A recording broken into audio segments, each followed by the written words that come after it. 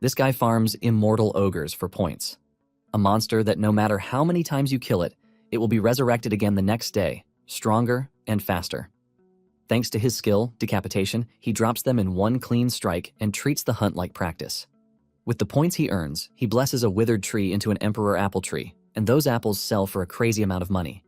But he wasn't always this strong. To understand the story better, let's go back to the very start. Earth was dying and lost every vitality it had to provide, and then a certain being revealed just what Earth needed.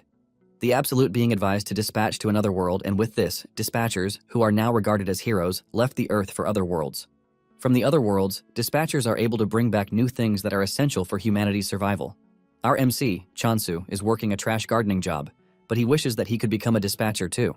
After the day's work, he heads to the dispatcher reunion center, where there is a bulk load of people trying to get information on their loved ones. He manages to get past all the other people who are there to reach the receptionist.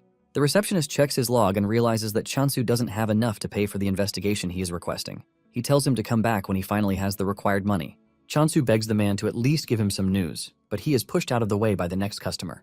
Chansu has no choice but to step away, and he walks back home decisively. Apparently, when he was little, his father was a top-ranked veteran, also known as a returnee. They were always together, but when Earth's condition got worse, he was dispatched again. And since then, he hasn't seen his father again. After waiting for so long, his mother also went in search of her husband, but in the end, Chansu found himself all alone. He has grown so much that the memories he has with them have started to fade. He can't even picture their faces clearly anymore. Suddenly, a bright golden light hits the outside of his apartment, leaving a massive wave that sends him flying into the wall. He passes out cold, and when he wakes up, it's been hours. An emergency news alert popped up on his phone, warning about the turbulence and flash caused by a returnee's re-entry. To make the situation worse, an S-rank returnee announces his retirement, shocking everyone. The S-rank dude talks about how he failed to protect the dispatchers who accompanied him. He also could not protect his god, and in the end, he returned alone, a failure. The dude says he can no longer dispatch because he has lost the ability and the qualification to do so. Apparently, the earthquake and the bright light were a result of his re-entry. With a broken voice, the dude announces his retirement, while asking everyone to do their best to protect Earth.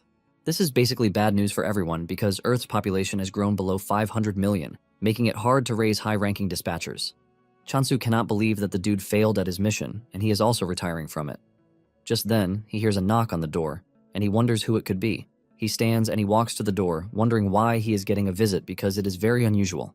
He opens the door and hears a voice calling him, but he doesn't see anyone standing at the door. Just as he is about to start believing that he is going crazy, the voice directs him to look down. Chansu stares down to see a cute talking bunny holding a tablet device and staring at him. This scares Chansu so hard that he falls on his arse. But the rabbit simply continues with his business, asking him if he is Chansu. The rabbit then tells Chansu to calm his nerves because he brought wonderful news for him. The rabbit smiles, congratulating Chansu on becoming a dispatcher. Chansu is shocked to hear this, forcing him to ask the rabbit again if he knows what he is saying.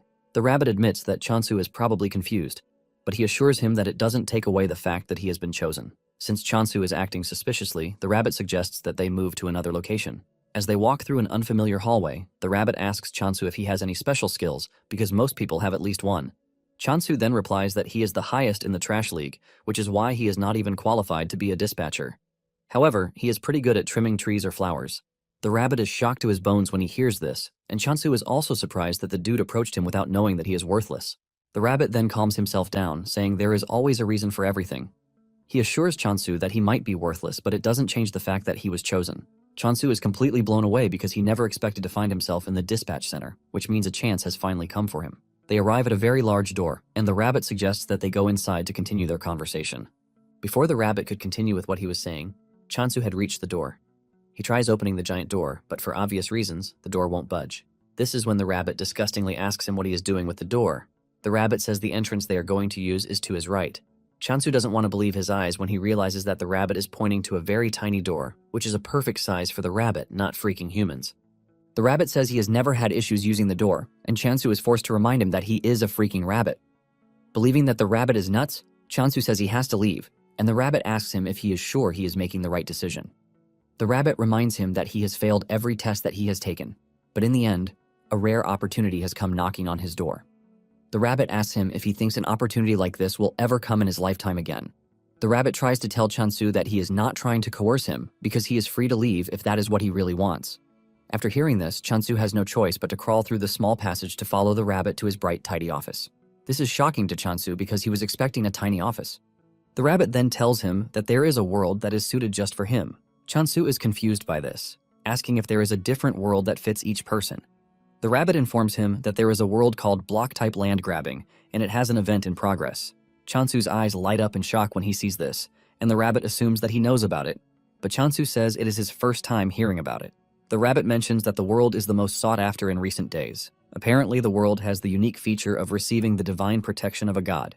Chansu becomes more interested when he hears this because the returner also made mention of a god. The rabbit notices the change in expression, and he assures him that choosing him has no connection to the recent event. Chansu then asks the rabbit what type of god he is talking about, and the rabbit mentions that gods are assigned on a random basis, but since Chansu is his favorite person, he might as well give him the chance to choose what god he wants. The rabbit then brings out 3 cards, asking Chansu if he is ready to choose. Chansu is confused by this because he doesn't even know which of the cards is good or bad. The rabbit reminds him that this opportunity might not come again, and Chansu agrees with him. Remembering his father, Chansu is pissed that he is even hesitating in the first place. Chansu then chooses his card, and a visual representation of the god appears right in front of him, shocking him.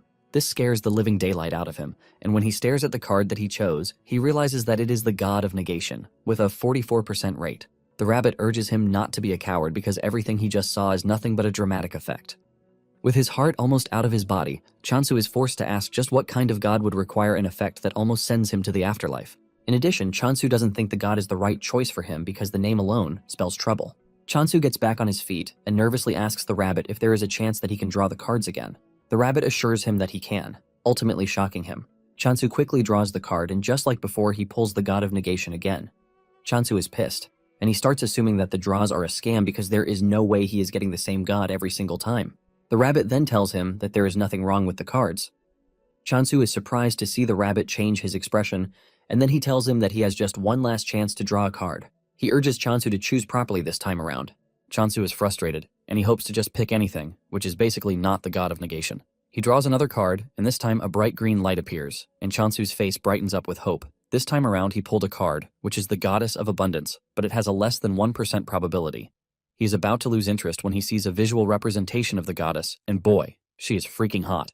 Even the rabbit can see the practical imagination on Chansu's face. The rabbit smiles, asking Chansu if he would like another chance. This shocks Chansu because the dude literally just told him he was giving him the last chance. Chansu then asks the rabbit what would happen if he decides on the current card, and the rabbit lets him know that he would have to depart immediately. Chansu is shocked to hear this, and the rabbit asks him if there is any reason for him to hesitate. He tells Chansu that he has a rare chance to go from being a dispatcher to becoming a returner. The rabbit starts feeding his head with sweet imaginations of how people will celebrate him for being a hero. The rabbit tells him that being a dispatcher will give him a very good life, which is 10 times better than the one he is currently living. Chansu realizes that the rabbit is actually right because his life is basically worthless in the first place. He makes his decision, and the system informs him that he has been chosen to serve the goddess of abundance. The image of the goddess is shown to him, and it is just what he imagined in his head. Chansu smiles, believing that he would be able to do anything if he were with such a goddess. Chansu then asks the rabbit where he is supposed to go. The rabbit opens a portal, saying it is time for them to go. But just then, he pushes Chansu straight for the portal. Chansu fears, asking the rabbit if it is really safe for him to enter the portal. The rabbit teases him that the portal is beautiful, but to Chansu, he is staring at an obvious death trap. Nonetheless, he has no intentions of backing down, as he plans to become very successful to show his haters that they are trash. While he is busy thinking about how he is going to become successful, the rabbit pushes him into the portal. Just then, a voice scolds the rabbit for directly intervening in the matter when he knows that it is quite forbidden. The rabbit replies that they have no choice because Chansu is the only one who can help. While getting sucked into the portal, Chansu spots the loading screen, and a tip pops up, telling him the percentage signifies the size of the god's faction. This shocks Chansu to his bones because he thought the percentage was a probability, but it turned out to be something worse. Chansu finally makes it to his new world, with the pain that he is just learning about something so crucial. He looks around to see that everywhere is not far from a wasteland. In addition to the goddess not having a faction, he has found himself in a doomed land. Seeing this, tears fall out of his eyes, and he concludes that he is done for. Chansu was expecting an abundant land, but everything he is staring at is nothing but a wasteland. The system window pops up again, welcoming Chansu to the world of digging. It tells Chansu that he is the apostle of the goddess, and he is required to secure as many land rights as possible through digging. Before he starts doing anything, he thinks of looking around first. He figures out that he needs to find the goddess, and he suddenly runs into an old, shabby sickle. He wonders if someone used it and then threw it away. Since he is a gardener, the sickle matches his hand really perfectly. Suddenly, he feels an overwhelming presence behind him, and fear grips him that a monster is about to consume him. Fear creeps through his body when he realizes that he hasn't even met the goddess yet, and a monster is about to make a meal of him. Chansu concludes that death is the last thing he wants at the moment. He decides to threaten the monster by swinging his sickle. He turns around and swings it really hard, only for him to see that there is no monster but a cute hamster staring at him. Chansu crouches to stare at the hamster, and he can clearly see that it doesn't harbor any sense of hostility toward him. Suddenly, it crosses his mind that he might get a bonus for taking out the hamster, and the hamster screams out its lungs in fear. Chansu smiles, because he has successfully messed with the hamster. He decides to let it live as long as it doesn't cause him any problems. Suddenly, the hamster turns around to leave. The hamster stops at a distance, beckoning Chansu to follow him. Chansu then runs after the hamster, which is pretty fast for its size. Chansu wonders where they are going until they reach a stream, where Chansu wastes no time fetching water into his bottle to drink. He feels very refreshed, and he asks the hamster if he knows where the goddess is staying. The hamster tries responding to him, but their communication technique differs from each other. The hamster continues moving again, and Chansu follows it, waiting to see where the hamster is leading him. Moments later, they arrive at a huge tree that has dried up like the trees on Earth. Chansu steps on a whittled ginseng, shocking him. He wonders what a ginseng is doing in such a shabby place, but the hamster suddenly grabs the ginseng away from Chansu. Chansu is confused as he believes that the ginseng is for the hamster. Just then, the notification comes on, telling Chansu that he has discovered the goddess. Chansu believes that the system is glitching because he has not seen the goddess anywhere around. Chansu is rambling about this when the hamster grabs his leg, and he assumes that the hamster is messing with him. He grabs the hamster, telling it that he is busy and not ready to play. However, the hamster's expression tells Chansu something important that he has been missing. In the most unexpected surprise, the wilted ginseng is the freaking goddess. Chansu doesn't want to believe this because the goddess he saw was pretty bountiful, and there is no way she has shriveled into an ugly ginseng root. Since he is not ready to believe his eyes, the hamster brings out a magnifying glass for him to look through, and this is when he finally accepts reality. He holds his head in pain because the land grabbing and the percentage that he saw was nothing but a foreshadowing of his future situation. Chansu remembers that the numbers were going up when he was drawing the cards, and this basically means the god's influence was growing then. Chansu cannot believe that the god of negation was actually a good card, and it was hard to believe since it was coming up pretty often. Chansu wonders if the goddess shriveled away because her influence went down completely. Chansu stares at the goddess, wondering why she is not waking up. He starts to fear that he has completely killed the goddess when he steps on her, but the hamster just stares at him like some really dumb dude. It then dawns on Chansu that he might get the goddess to wake up if he gives her some water. He pours water on her, and surprisingly, a bright green effect emerges from the ginseng's body. This tells Chansu that the water is working, and he proceeds to give her some more water. He drowns the goddess in water, ultimately restoring the goddess's sense. The goddess almost drowns in the water, and she starts wishing Chansu would stop before it is too late. The goddess finally comes to life, and Chansu celebrates his aggressive CPR skills. The hamster is also glad that its master is back to life. Just then, Chansu bows to the goddess, offering his greetings and telling her that he is her apostle. The goddess manages to sit up to look at her apostle. Chansu is totally confused about what to do until the Windows notification pops up, telling him that he can become stronger by using his skills. Chansu is surprised because he didn't know that there were skills readily available for him.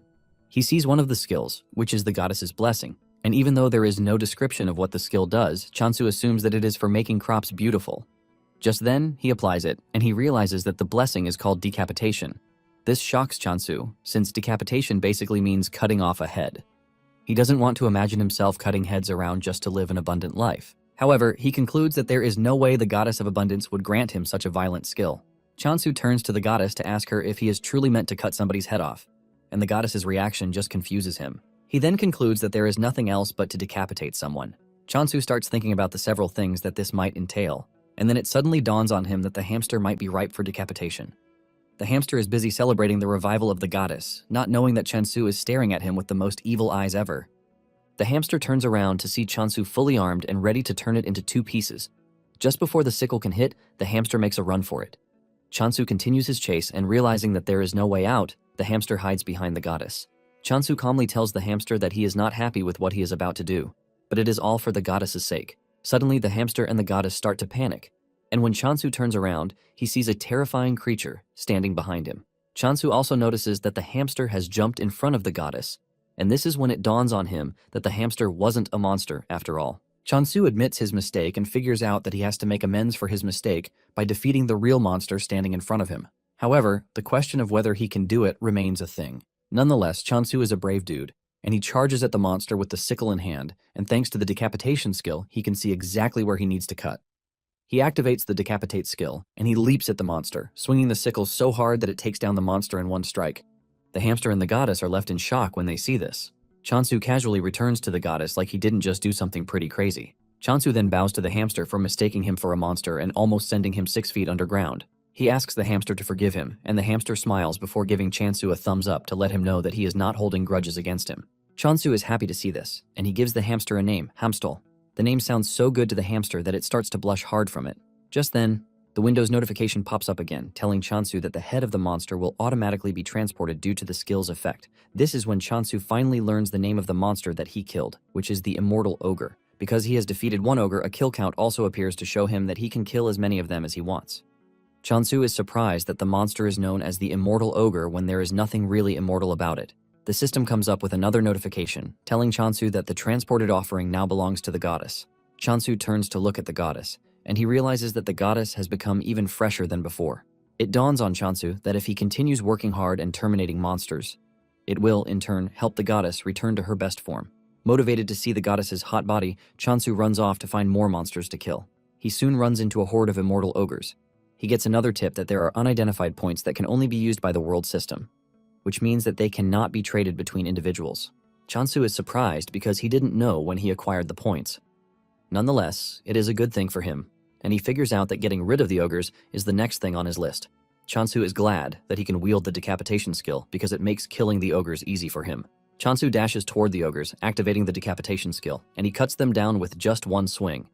Another tip pops on, telling him that he can acquire points by killing monsters. Chansu sees this as a go-ahead to kill as many monsters as he can because the system just gave him the go-ahead. Chansu has defeated 4 immortal ogres already, and he thinks of killing about 100 just for the feel of it. After defeating the first wave of monsters, Hamstall celebrates on Chansu's shoulder as if he were the one who defeated the monsters. Chansu then asks why the monster is called an immortal ogre when they die too easily for something that should be eternal. Since no one can answer his question yet, he figures out that he will get the answer to his question if he continues defeating the monsters. Chansu returns to the tree to find the goddess looking even more beautiful than before. Chansu smiles because the effect is coming in faster than he even thought. He is excited to see the goddess return to her original form. The goddess then points to the huge tree, leaving Chansu confused about what he is supposed to do. It then dawns on him that the goddess is asking to be lifted into the tree. Chansu helps the goddess up, but the goddess beckons to him. The system then tells him that he can use the Blessing of Abundance, but every skill consumes points. Chansu touches the tree and activates the Blessing of Abundance. He pours all of his skill points into it, and with the help of the skill, he makes the tree bountiful again. By the time he is done, he is surprised to see that the tree is an apple tree, and there are apples hanging everywhere. He plucks one of the apples that looks really giant. Even though he has not seen an apple before, something tells him that it shouldn't be that big. Even though he is tempted to munch on the apple, he decides to offer the first harvest to the goddess. The goddess accepts the fruit, and to his shock, the goddess absorbs the apple in seconds. This leaves Chansu questioning the possibility of what he just witnessed. He realizes that the goddess is quite powerful and figures out that getting on the goddess's bad side is not a good thing for him. Chansu leaps onto the tree to fetch a bunch of apples so that he and Hamstall can both eat. Chansu figures out that he has to be pretty strong because the goddess he serves is not one to joke around with. Chansu munches on the apple, and he is surprised at just how delicious it is. While he is quietly enjoying his apple breakfast, the goddess, on the other hand, is wondering how Chansu is able to defeat several monsters in a single day. In addition to this, he was able to bring such a giant tree to life in just a day. A cold feeling runs through the goddess's body as she starts to wonder where such a monstrous boy like Chansu emerged from. Taking a deep dive into Abundance's backstory, she was in charge of food, and she was a force to reckon with because of the high-quality agricultural products that she offers. However, when the god of corruption started absorbing other factions, Abundance had no choice but to run away because corruption's power was getting too massive. To survive, Abundance abandoned her trade and resorted to hunting monsters, but her forces were unfit for combat. Because of this, they could not win a single battle, and as a last resort, they modified their skill to make something else. However, this didn't guarantee Abundance's survival. Basically, the decapitating skill that Chansu thinks is for cutting off monsters' heads is actually a skill to help Abundance's subordinates bring back the heads of dead animals or monsters. Because her subordinates were bad at combat, they could only do their best. Just by staring at Chansu, the goddess is crippled with fear because he is completely different from what she envisioned. She wonders why Chansu chose her, but nonetheless, she comes to the conclusion that Chansu now belongs to her. Chansu is trying to get another apple fruit when the goddess clings to his leg. And this scares Chansu, who believes that the goddess is trying to absorb him. But the goddess is only trying to hug him to thank him for everything so far. Later on, the goddess falls asleep, and Chansu lays her on the altar to sleep, but a loud thunder strikes out of nowhere. Chansu fears that this will wake the goddess, but to his surprise, the goddess remains fast asleep. Just then, Chansu realizes that apples alone won't sustain him. And at that moment, the system informs him that the delivery event is now in progress. Chansu is surprised to see that something like this exists. However, to make a delivery, he has to be able to contact those back on Earth. However, he notices that Hamstel is also tired, and he lays him beside the goddess. He even covers the two with leaves to serve as a blanket. Meanwhile, at the reincarnation trading company, Hasujin, the apostle of reincarnation, bursts into her boss's office to scold him for giving him more work, even though she is already busy as it is. It turns out that they have gotten the order to deliver apples. The order also states that there is no money involved, which means that they are going to barter apples in return for goods. Hasujin screams at her boss, asking if she did something wrong, and he decides to punish her with this trash of a job, but her boss says no. Her boss tells her that the business trip to get the apples is actually good for her because she won't have to work, and this will serve as a break for her. Her boss tells her that staying at the office means more work for her, and he urges her to use the trip to clear her head a bit. Hasujin argues with him, saying there is no one else to send on the trip, which is why he is sending her. Her boss chuckles nervously because she might be right with her deduction. Her boss urges her to get a move on because she might just discover something lucky on the trip. He waves her goodbye, hoping that something good comes out of the trip. Hasujin checks out the order logs and realizes that there are a bunch of deliveries that she has to do, and she hopes that it is worth it, or else there is going to be a big problem. Meanwhile, Chansu has been gathering apples in preparation for delivery. While Chansu is gathering the apples, Hamstel is having a field day with them. Chansu soon finds him munching on the apples, and he grabs him, telling him to stop messing around with the apples. He tells him that the apples are for trading because they will be meeting with someone later in the day. Since the delivery person will be coming a long way, Chansu figures out that acting all cool on the first day will leave a good impression on whoever the person is. According to the information he got when signing the delivery event, he found out that the world is truly divided into blocks, and the Block Territory Conquest Grand Summon event is in progress. Even though it appears as a regular land, there is a wall at the edge, and to move to another block, a movement ticket is needed. Chansu figures out that there is really nothing around him, and it would take him a whole week to reach the nearest village. Chansu is glad that the delivery only takes 2 days. Even though it is quite fast, Chansu doesn't care as long as he gets his sleeping bags pretty fast. In addition, he ordered a cushion for the goddess to sleep on. Chansu is aiming to raise the goddess's affection to the maximum to make sure he doesn't get on her bad side. Chansu also notices that the immortal ogres have been showing up on their own since the day before, which is a good thing for him. He has finally figured out in the name that the immortal is more or less a reviving term. Nonetheless, Chansu doesn't care as long as he gets to terminate as many of them as he can while farming for points. While battling it out with the monsters, he almost gets crushed from behind, but he manages to dodge. This is when it dawns on him that the monsters have gotten slightly faster. He assumes that the monsters grow stronger just like skills do. Even with this, Chansu feels no danger coming from them whatsoever. While taking out the monsters, Hasujin is watching from the sky, and she has the same reaction as everyone who has witnessed Chansu take on the monsters. All she sees is a crazy overpowered dude who has monsters for breakfast. Apparently, the immortal ogre was once considered the main hunting target for most dispatchers because it provided more points than regular monsters. However, no matter how many times it was killed, it always resurrected the next day, stronger than before. Even if the dispatcher moved their block, it would continue coming after them, which makes it the most persistent monster. In addition to this, it usually leaves a curse on its target, giving it the chance to wear them down until they eventually collapse. In the end, it became a creature that everyone avoids. That same creature is what Chansu is cutting down like tissue. Hasujin starts wondering if Chansu is so reckless that he doesn't even care about the monster's retaliation. Hasujin also notices that Chansu is not even purifying the defeated monsters. With everything she has seen, she assumes that Chansu is a swordsmaster. But then, she wonders why a swordsmaster would be picking apples out of all the things that he can pick. Hasujin concludes that Chansu is not a smart swordsmaster, but to avoid his wrath, she believes that it would be best to deal with him in the most gentle way possible. After taking down the horde of immortal ogres, Chansu realizes that he has gained a ton of points and that it is increasing exponentially too. Because of the blessing, an apple now costs 1,000 points. Chansu figures out that hitting 100 is not going to be a problem for him. He had been wondering why there was a shrine in the region in the first place, but it appears to be a jackpot for him. Just then, Hasujin approaches him and she humbly bows to him. She introduces herself, revealing that she is from the trading company and that she has come with Chansu's delivery. Chansu excitedly shakes Hasujin's hands, saying he is actually impressed that she managed to find the block on her first try. Deep down, Hasujin is scared because Chansu is a powerful dude, and she has to be very careful not to get on his bad side. Just then, she spots the hamster, and this catches her attention because he looks so squishy that she wants to hug him. Chansu notices the eagerness on her face, and he asks her if she is feeling unwell, but she replies that she is feeling good. Unknown to Chansu, Hasujin is just eager to touch the hamster. Chansu then tells Hasujin to follow him so he can lead her to where the apples are. Upon arriving there, the smell of the apples alone catches her attention, and she is forced to say this out. Chansu agrees with her, saying the apples grew really well. Hasujin cannot believe that the large tree standing in front of her is an apple tree. Chansu plucks one of the apples and he asks Hasujin if she would be willing to eat the apple. Hasujin collects the apples and the massive sizes of the apples shock her. However, she is not expecting anything great because when a fruit gets too big, the sweetness suffers a backlash. She expects to be disappointed, but the moment she bites out of it, she is sent into a state of unimaginable tastefulness. Hasujin realizes that the apple is quite sweet, and the acidity is also balanced out. She figures out that the apple would sell for nothing less than 100,000 gold because of how sweet it is. Hasujin then asks Chansu to confirm if he placed a 2,000 gold price tag on the apples, and Chansu says yes. Hasujin lets Chansu know that the price he placed on the apple is quite absurd, and Chansu thinks she is saying the apples are too expensive. Chansu nervously asks the lady how much she would be willing to buy the apples. Hasujin shocks Chansu when she tells him that he should be getting at least 20,000 gold per apple. Chansu almost loses his mind when Hasujin reveals that it could even get over 30,000 if he supplies them to a department store. Chansu cannot believe his ears.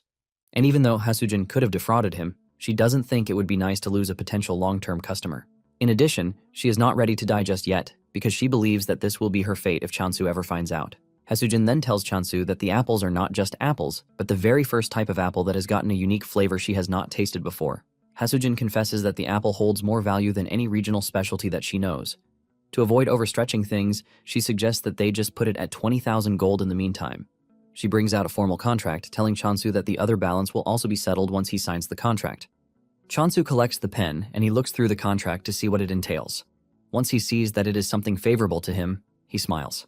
However, he suggests that they adjust a particular section of the contract. Hasujin is surprised when she realizes that the company's share percentage has gone up. Chansu lets her know that it wasn't a mistake, but he did that because he would like to build a long-lasting relationship with Hasujin.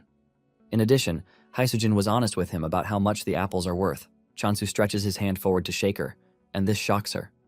She then thanks Chansu for accepting the contract, and she hands over the items that he ordered. Among the things he ordered are seeds, food supplies, and cooking tools.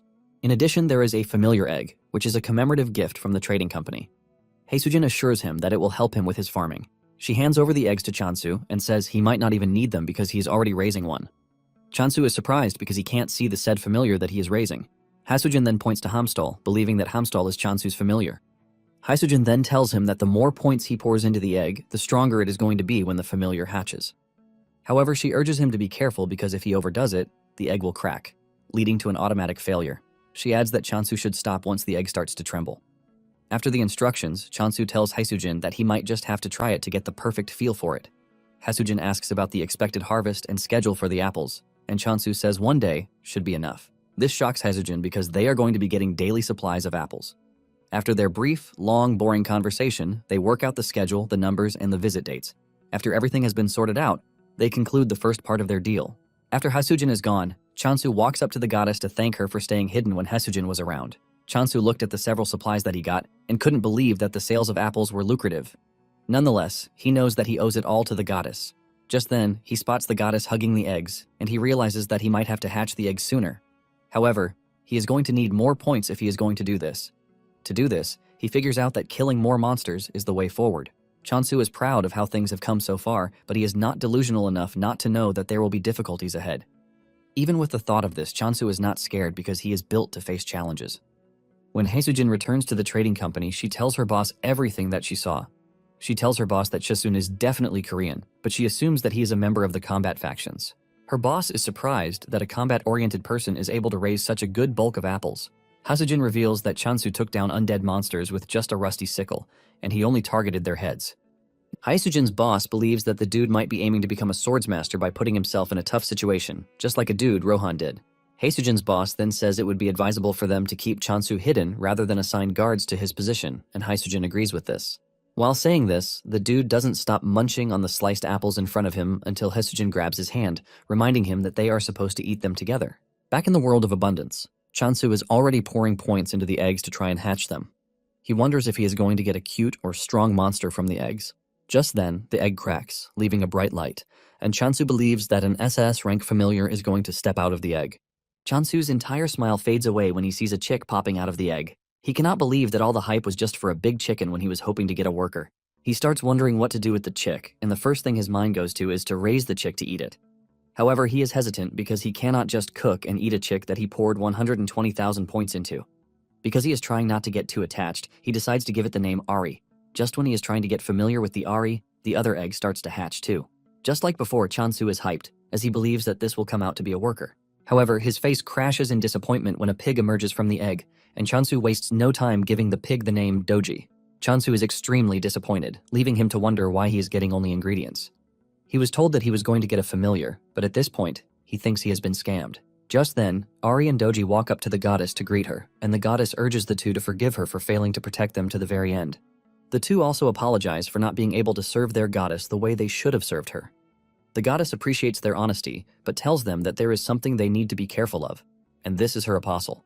She tells the two that Chansu doesn't know that they are her retainers, and he might just sell them off if they prove to be useless to him. To make it worse, he might even eat them, and the two can feel the scary aura coming from Chansu, which makes the goddess's claim valid. The goddess urges the two to be on their best behavior until Chansu is able to obtain the communication skill. The two agree with the goddess, saying it would be better for them to just observe as it is. The next morning, Chansu heads out as usual, and his main targets are the undead monsters. Doji and Ari wake up early in the morning to hear commotion everywhere. The sleep disappears from their eyes when they see Chansu running about, cutting down undead monsters. This is when it finally dawns on the two that Chansu is pretty dangerous, and the goddess was not joking when she told them to be on their best behavior. Ari tells Doji that Chansu was staring at them in the weirdest way, and Doji panics when he remembers this. Just as he finishes taking out the undead monsters, Ari and Doji appear with a towel on their head. They praise Chansu for the hard work and tell him to clean up with the towel. The two have seen Chansu in action, and they have finally understood what the goddess told them about being useful. Chansu thanks the two for being thoughtful, and after cleaning up, he offers them an apple. Doji rushes toward the plate while Ari is trying to act like he is not a glutton. Chansu is happy to feed the two because he once heard that grape-fed pork always tastes better. Ari tries to stop Doji from eating so he won't grow into Chansu's desired flavor. However, Ari also gets drawn in by the flavor of the apple because of the amount of points that Chansu poured into it. Nonetheless, he manages to control himself. Chansu then offers him grains and he jumps on the grains without wasting time. To him, he is making the right decision because he is never going to grow into fried chicken like Doji. After this, Chansu moves over to farming. He has Doji dig the ground, while Ari plants the black bean seeds. Chansu then covers the ground and gives the seeds water before adding the blessing of abundance. In no time, Chansu has a farm with healthy plants covering it. Chansu holds one of the seeds in his hands, and the moment Ari spots the seed, he locks in on it. He rushes toward Chansu, but he hides the seed, telling him that the first harvest must be given to the goddess. Chansu gives the goddess the seed as usual, and she absorbs it in the most weird way, just like she always does. Chansu then tells Ari and Doji that it is time they eat because they are going to plant potatoes later. Unlike before, Ari consumes as much food as Doji. The two end up looking like inflated balloons, and Ari believes that he is done for because he couldn't hold back his hunger. On the other hand, Chansu is just happy that the two are eating well, and this serves as a motivation for him to plant more crops that they are going to enjoy. Just then, his mind crosses the apples, and he hopes that they are selling well on the market. At the store, Hasujin's boss notices that the apples are the only items left for sale. A lot of people have gathered, but none of them are ready to buy, which is expected. He had even decorated the apple and packaged it well to make it more pleasing, but people don't think a single apple is worth 200,000 gold. He is left scratching his head in frustration because he has no idea how to convince people that the apple is actually delicious. He is pretty sure that everyone will change their minds after just a bite, but the problem is getting them to have a bite. Suddenly, he hears someone purchasing the apples. He rushes to the attendant to ask him what just happened, and the attendant reveals that all of the apples are sold out. He doesn't want to believe this, since there was still a bulk load of it some minutes ago.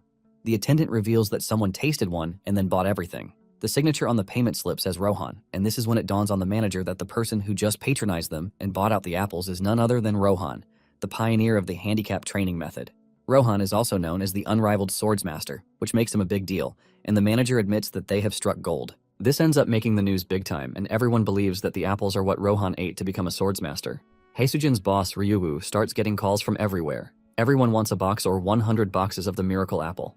A week after Chansu arrived in the abundance world, he admits that he has been living life greatly. He has potatoes with him, and he is ready to cook. While cooking the tasty potatoes, Doji is already holding his leg to let him know that he is interested. Chansu simply reveals that he is not making the potato for him because he just finished eating his own meal. Nonetheless, he still gives him some to eat. Moments later, Hasujin shows up, and she is surprised to see that all of Chansu's familiars have hatched. To Hasujin, she is staring at a bunch of cute teddies that she can hug to feel better. Meanwhile, Hamstal and the other two are covering the goddess to make sure that she is not exposed to Haesujin's glaring eyes. Chansu then asks Haesujin why she came. Haesujin mentions that she has some good news for him. She brings out sales receipts to tell Chansu that all the apples sold out, and they all sold out for the tagged amount too. Chansu holds his head in shock and amazement because everything went off in just 2 days. Haesujin tells him that the most unbelievable part of everything is that everyone now wants a taste of the apple. Chansu is blown away because he never saw apple as something that would command so much money. He remembers that apples were usually sold for less than 1,000 gold. Because he's getting 30% of the profits, Chansu realizes that he is going to make at least 60,000 gold per apple. With a simple calculation, he realizes that he would have gained 3 million in one day if he managed to sell 50 apples. Chansu's mind blows out of the roof when he realizes that an annual profit of 1 billion is coming his way. Chansu is glad that he is on the right trajectory, and he believes that with this, he might be able to find a clue about his parents. Chansu tells Haesujin that he is not a mood killer, but he asks her how long she thinks the hype over the Emperor apples will last. Chansu knows that the apples are currently popular, but he also knows that there is no way they will continue selling for that huge amount in the future. Haesujin then assures Chansu that she understands his concern, but lets him know that 100 apples a day to a target audience of 1 million means they will still be in business for 27 years. Chansu is shocked to hear this, and he assumes that it is an overestimation. Haesujin then tells Chansu that he has nothing to worry about. Haesujin then asks him if he has thought about increasing his apple production. Chasun smiles nervously, saying he has grown other crops too, and it will be nice if she tastes them. He assures her that they are as tasty as the apples. Haesujin's eyes light up like a goblin when she hears this. Chansu then tells her to sit tight while he serves her potatoes first. Haesujin takes a bite out of the potatoes and she melts in sheer joy at how sweet they are. She starts imagining all the good things that will come out of the potato if managed right. Just then, Chansu shows up with pancakes and fries. Haesujin shed tears as she consumed the food in front of her. She mentions that the potato fries can be considered a main dish instead of a side dish. Chansu then finishes the combo with roasted sweet potatoes. The moment he serves this, Doji and Ari go crazy, demanding that he give them too. Chansu then suggests that they all eat together. Chansu notices that Ari is looking skinny, and there is one explanation for this. It is basically because Doji has been stealing Ari's food, preventing him from eating properly. Hamstal jumps on the table to eat with Haesujin, and Chansu asks Haesujin for her thoughts on the potatoes because he plans on selling them too. Haesujin thanks Chansu for the delicious meal, and then asks if there is a way he can grow the crops and also increase apple production. Chansu replies that it would be difficult, since he is going to need more points. At the same time, Chansu doesn't think it would be wise for him to use all of his points on farming. Haesujin lets Chansu know that his efforts are appreciated, but she urges him to focus more on apples. Haesujin mentions that all of the apostles are Korean, and the culture of the world is built on this. Haesujin says the food is amazing, but lets Chansu know that it is hard to charge a premium price for crops alone. Haesujin says the crops won't be as profitable as apples even if people start to demand them. Haesujin goes on her knees, begging Chansu to consider apple production as his primary assignment. Realizing that there is no changing her mind, Chansu asks her if 100 apples a day will be enough, and her eyes light up when she hears this. She thanks Chansu for reconsidering and putting her suggestion into the books.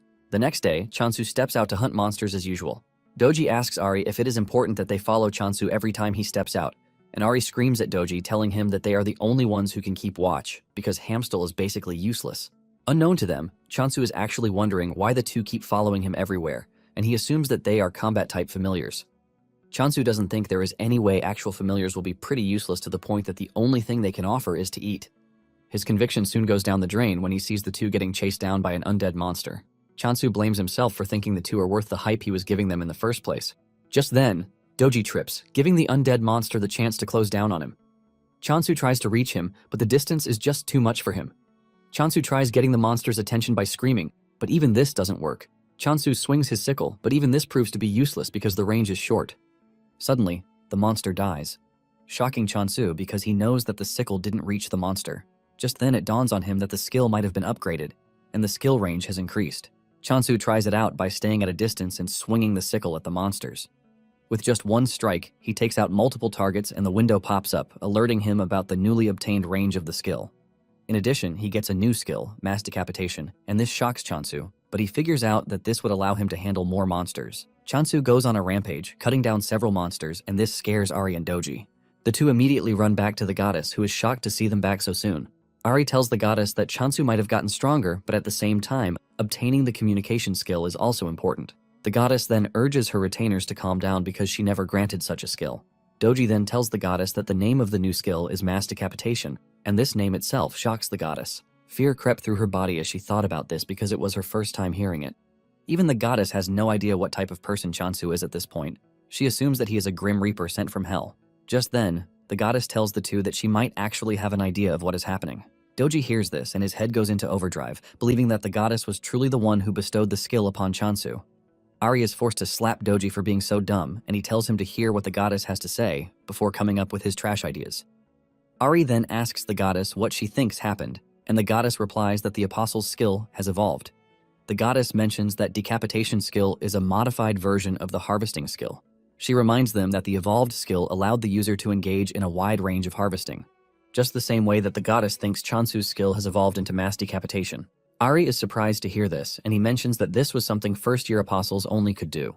The goddess agrees, saying this is exactly why Chansu is pretty scary. However, the goddess thinks he is a thankful dude, which makes things a bit better. The goddess says Chansu might be growing at an exponential rate, but it is all thanks to his growth that they are safe to some extent. The goddess then says she will give Chansu the communication skill once he returns. Moments later, Chansu returns, and the goddess excitedly gives Chansu the chance to pick between two new skills, since it is against the rules to define an apostle's path. Chansu stares at the status screen to see that he has two skills that he can choose from, which are the promise of abundance and communication. The goddess is confident and assured that Chansu is going to pick the communication skill. The goddess can't wait to tell Chansu to stay away from danger and also to thank him for everything he has done so far. After taking a minute to think about his choices, Chansu picks the promise of abundance skill, shocking the goddess, who least expected this. Before making his decision, Chansu had stared at the screen for some time to know which skill would work best. He stared at the communication skill and realized that it was just a skill that allowed him to communicate with plants and animals. The horror of hearing Ari and the others scream at him whenever they are pissed made him realize that he is going to have a really hellish life if he picks the communication skill. Since there is a saying that ignorance is bliss, he decides that choosing the communication skill would be a wrong move. This is why he went for the promise of abundance instead. And the moment he picked the promise of abundance skill, he realized that everyone is pretty gloomy. He now has two skills on the board, but just like before, there is no description for the skill. Chansu then picks out an apple with the intention of giving it to the goddess as a first offering. But to his surprise, the goddess turns her back to him, and she starts to cry. On the status screen, Chansu learns that depending on how he uses his skill, the points will return accordingly. Chansu wonders why the goddess is rejecting the apple that he gave her. In an attempt to cheer everyone up, he pinches Hamstel's cheek, and this cheers the hamster up a bit. He also rubs Doji's belly to tickle him, but to his surprise, the points are not coming back. Just when he is thinking of what might be wrong, Haisujin shows up in a hurry, telling him that he has to claim the block and defend it. This shocks Chansu, forcing him to ask if someone is planning to attack them. Haisujin says there is the possibility of this because the Emperor Apple has gained much popularity. Due to this, they are forced to limit the purchase of the apple to one per person, and even with this, over 5,000 people have made reservations already. The numbers shock Chansu, and Haisujin adds that the people who reserved say they don't even care when the apple arrives, as long as they get it at some point. It is natural that, because of how popular the apple is, there will be raiders who will start targeting the apples and the block. To make things worse, Chansu's block is outside the authority zone, which means there is no protection against crimes. Haisujin wishes that they had some kind of backing because it would have completely changed the game. Chansu thinks deeply about this and realizes that the only backing he has is the goddess. Chansu figures out that if he loses, it is going to be the end for the goddess and the entire region. Haisujin tells him that the first step in curbing this is to claim the block and install a secure gate. Chansu agrees to this, and he says capturing the surrounding blocks to set up a disguised base will put them closer to Haisujin. Haisujin sees this as a really great idea because once they occupy the block and build a door, they won't have to deal with movement restrictions. Chansu then asks why the reservations increased out of nowhere, because it definitely isn't normal. Haisujin tells him that the whole block is going crazy because of the effects of the Emperor Apple. Chansu is confused about the said effects, and Haisujin mentions that there have been claims that the apple is a cure for all. This shocks Chansu, who doesn't think the apple is even capable of everything they are claiming it does. Even Haisujin believes everything, but Chansu doesn't think much about it because it is just an apple. Meanwhile, an annoying journalist is following Rohan as he enters the hospital, and he has his camera ready. Rohan visits his friend Yunsu, who is a grand alchemist. Rohan tells Yunsu that he brought a get-well gift for him, and the gift is nothing but a box of Emperor apples. Yunsu is surprised that Rohan brought the apples for him because he has heard the rumors too. Yunsu takes a bite from it and explodes in pleasure, saying the nutrition and flavor are maxed out. Unsu expresses his shock and starts asking questions about the apple, but Rohan reminds him that he is not a cuisine expert. While Yunsu is slowly eating the apples, Rohan, who brought them as a gift, is munching on them like crazy. Unsu stares at the apple and says there is no way to get this level of perfection out of an apple, even if fertilizer is used. Unsu screams out in horror when he realizes that his friend is eating the apple alongside him and Rohan urges him to eat fast instead.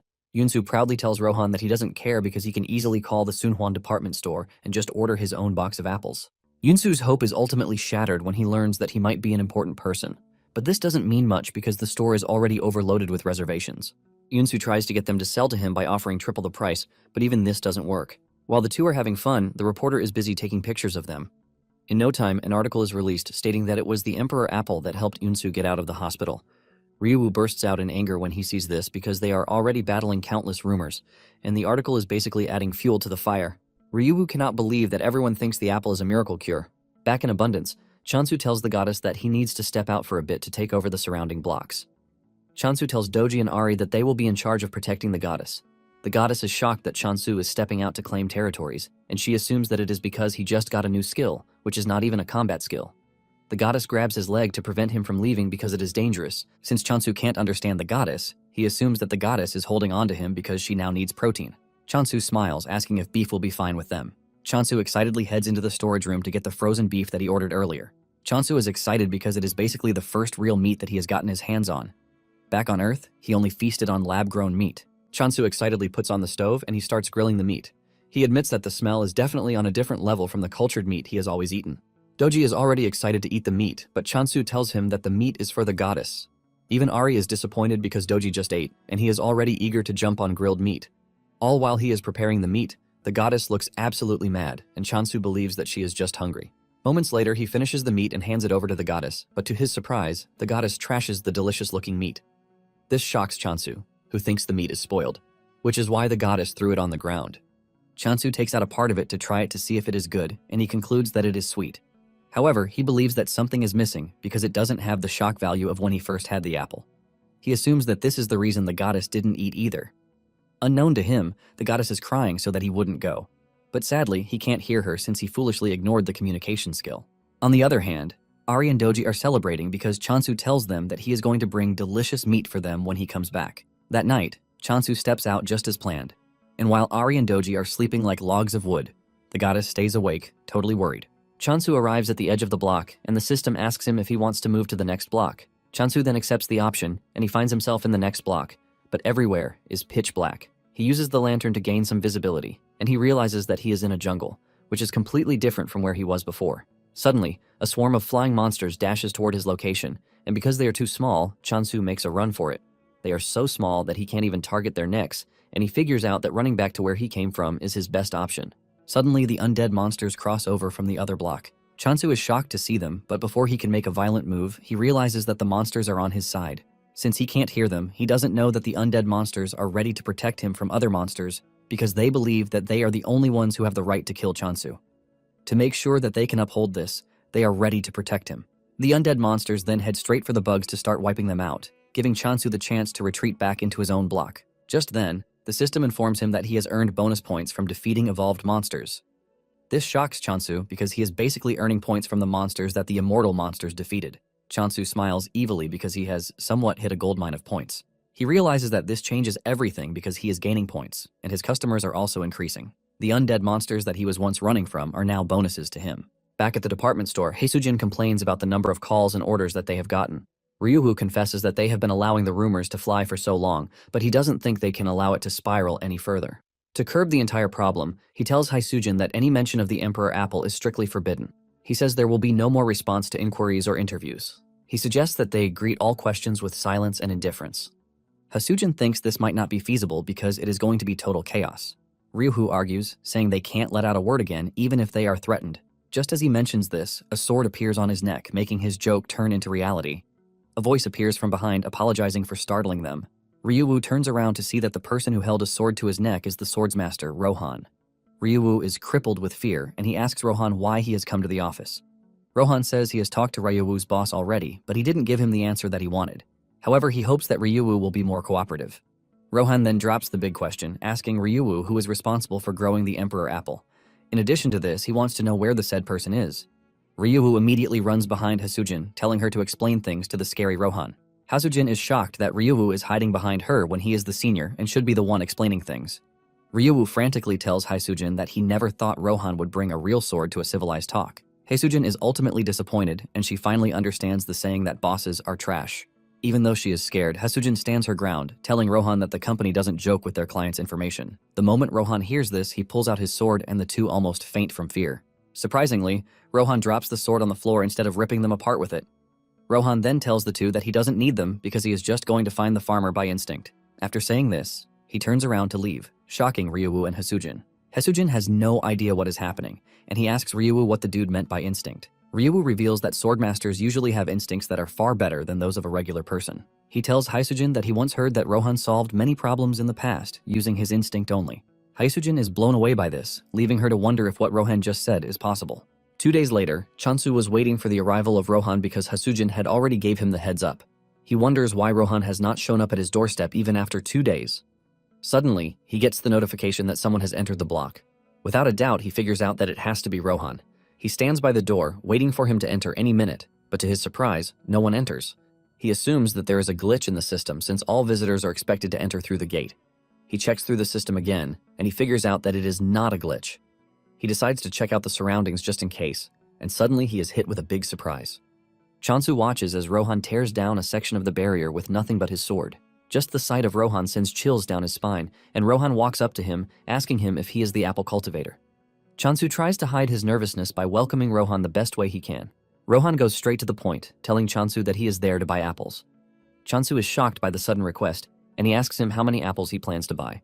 Rohan says he would like 100 apples, but if he can get 200, he doesn't mind.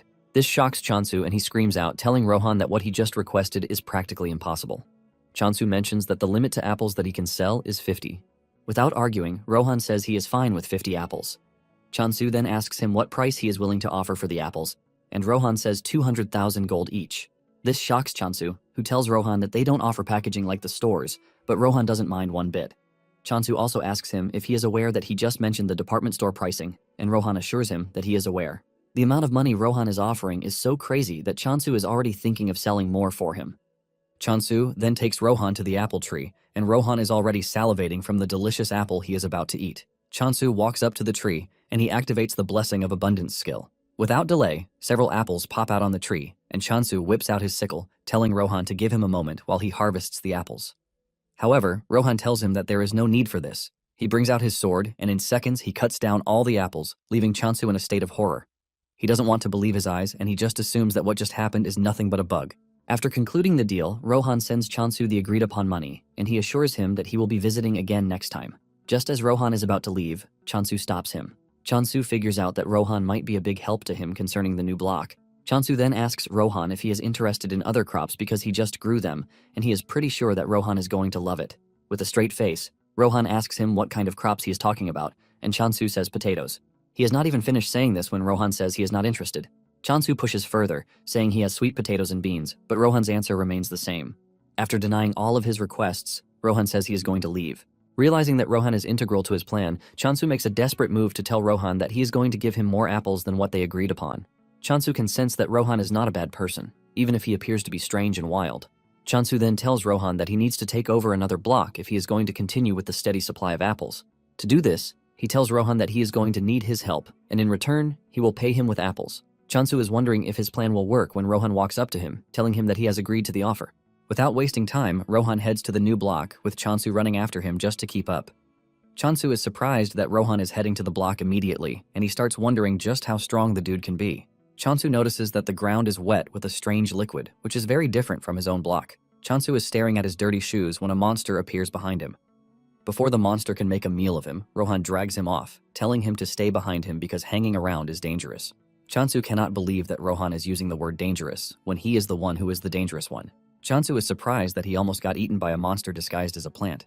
Chansu then tells Rohan that he doesn't need to do too much, since he will be the one managing the block in the end. Chansu wants to get rid of the monsters by himself. He activates decapitation, and he starts cutting down the monsters like they are nothing. After he is done, he activates the Blessing of Abundance. Meanwhile, Hasujin has entered the block, and she is moving around when she hears Chansu call her name. She looks down to check on Chansu with a bright smile on his face, but the smile disappears when he sees Rohan with Chansu, working on a plant. Hasujin rushes down to ask Chansu what is happening, and Chansu says that since he is planning on taking on the surrounding blocks, he decided to plant his foot in the area. Hasujin screams at him that she doesn't care about what he is doing, but she is more interested in why Rohan is with him. Chansu then explains his current predicament to her. Apparently, when they first arrived on the land, Rohan tells Chansu that he would like to taste the apples grown on the new land. Chansu nervously tells Rohan that there is no land there because it is all filled with puddles. The moment Rohan hears this, he whips out his sword and swings it really hard to clear a large portion of the land. He clears the grass, turning it into a space where Chansu can plant seeds. Chansu is gripped with shock when he sees this, and he wastes no time planting the seed. He then casts the blessing of abundance on it, and this is what they were doing when Haesujin showed up. The seed that Chansu just planted has grown into a big apple tree with bright leaves. Haesujin is surprised, but she mentions that the apple smells really weird, and Chansu agrees with her. He says this is because of the environment. Apparently, the apples have double the aroma and flavor, and depending on the point of infusion, the taste changes. Chansu then confesses that he is still experimenting with it. Chansu plucks one of the apples and hands it over to Haesujin, asking her if she is willing to have a taste, but the girl refuses, saying she will pass. Haesujin then spots the plant monsters on the ground, and she calls them ostrich tails. Chansu is surprised because this is the first time he will hear of it. Basically, the monster takes a liking to an ostrich's habits, and it is said to be active only at night, which makes it extremely hard to catch. Haesujin checks out the monster, and she confesses that the conditions look really great. He takes some of its blood into a test tube and then asks Chansu if he was the one who hunted the ostrich tails. Chansu replies that it was all him, assuring Haesujin that Rohan wasn't involved. Chansu asks Haesujin if there is a problem with this, and Haesujin suddenly grabs him, asking him if he is willing to sell them. Apparently, the ostrich tails are said to sell for a high price. Scared of the zombie-like lady, Chansu agrees that he is going to sell them. Haesujin raises her hand in the sky, celebrating like she just won the lottery. Haesujin stares at Chansu like he is the most handsome man on the planet. Haesujin can't wrap her head around the fact that Chansu is skilled in both farming and combat. In addition to this, he even has a swordmaster by his side. Haesujin cannot hide the fact that meeting Chansu is a blessing to her. Haesujin is dreaming about several products that she might still get the opportunity to sell when Chansu calls her name. Haesujin is pissed that he ruined her imagination, and she asks him if he wants anything from her. Chansu reminds her that he ordered some things, and Haesujin looks into the bag to start bringing out all the things that Chansu ordered, like pest control plant seeds. There is also a building construction kit with her. In no time, Chansu builds a portable home for adventurers, and he also plants the pest-repelling seeds in the area. This leaves Haesujin shocked because she didn't know that Chansu has the ability to also grow plants in a short duration of time. Haesujin continues wondering just what kind of person Chansu is. Soon afterward, he purchases the new block, leaving the goddess and her retainer rejoicing like babies. Chansu is also happy because he has finally become a landowner. Apparently, a single block usually consists of 100 ownership units, and once all are acquired, the faction gains possession. Chansu is exceptionally happy because back on Earth, he could barely acquire a single room. In addition to this, purchasing the land comes with a bunch of new features, and the most important one is the block's trait assignment feature. Chansu gets a tip from the system, telling him that the traits assignable to a block depend on the apostle's god or the block's nature. Chansu is happy to hear this because the feature fits perfectly with the goddess's nature. The system asks him to choose a trait to assign to the block, and his options are growth and death. Since growth sounds better than death, he thinks of choosing growth. In addition, he believes that this will help with the goddess's growth too. Chansu applies the growth trait, but things don't look entirely different from what they look like. Chansu concludes that there is no notable difference because it is still on stage 1. He checks out the status window to see that the growth trait affects basically everything. Chansu is smiling until he realizes that there is an option for spawned monster growth there. Chansu almost faints from the fear creeping through his body when he sees this. This basically means the trait has its bad and good attributes. One of the bad attributes is that the undead monsters have partaken in it too.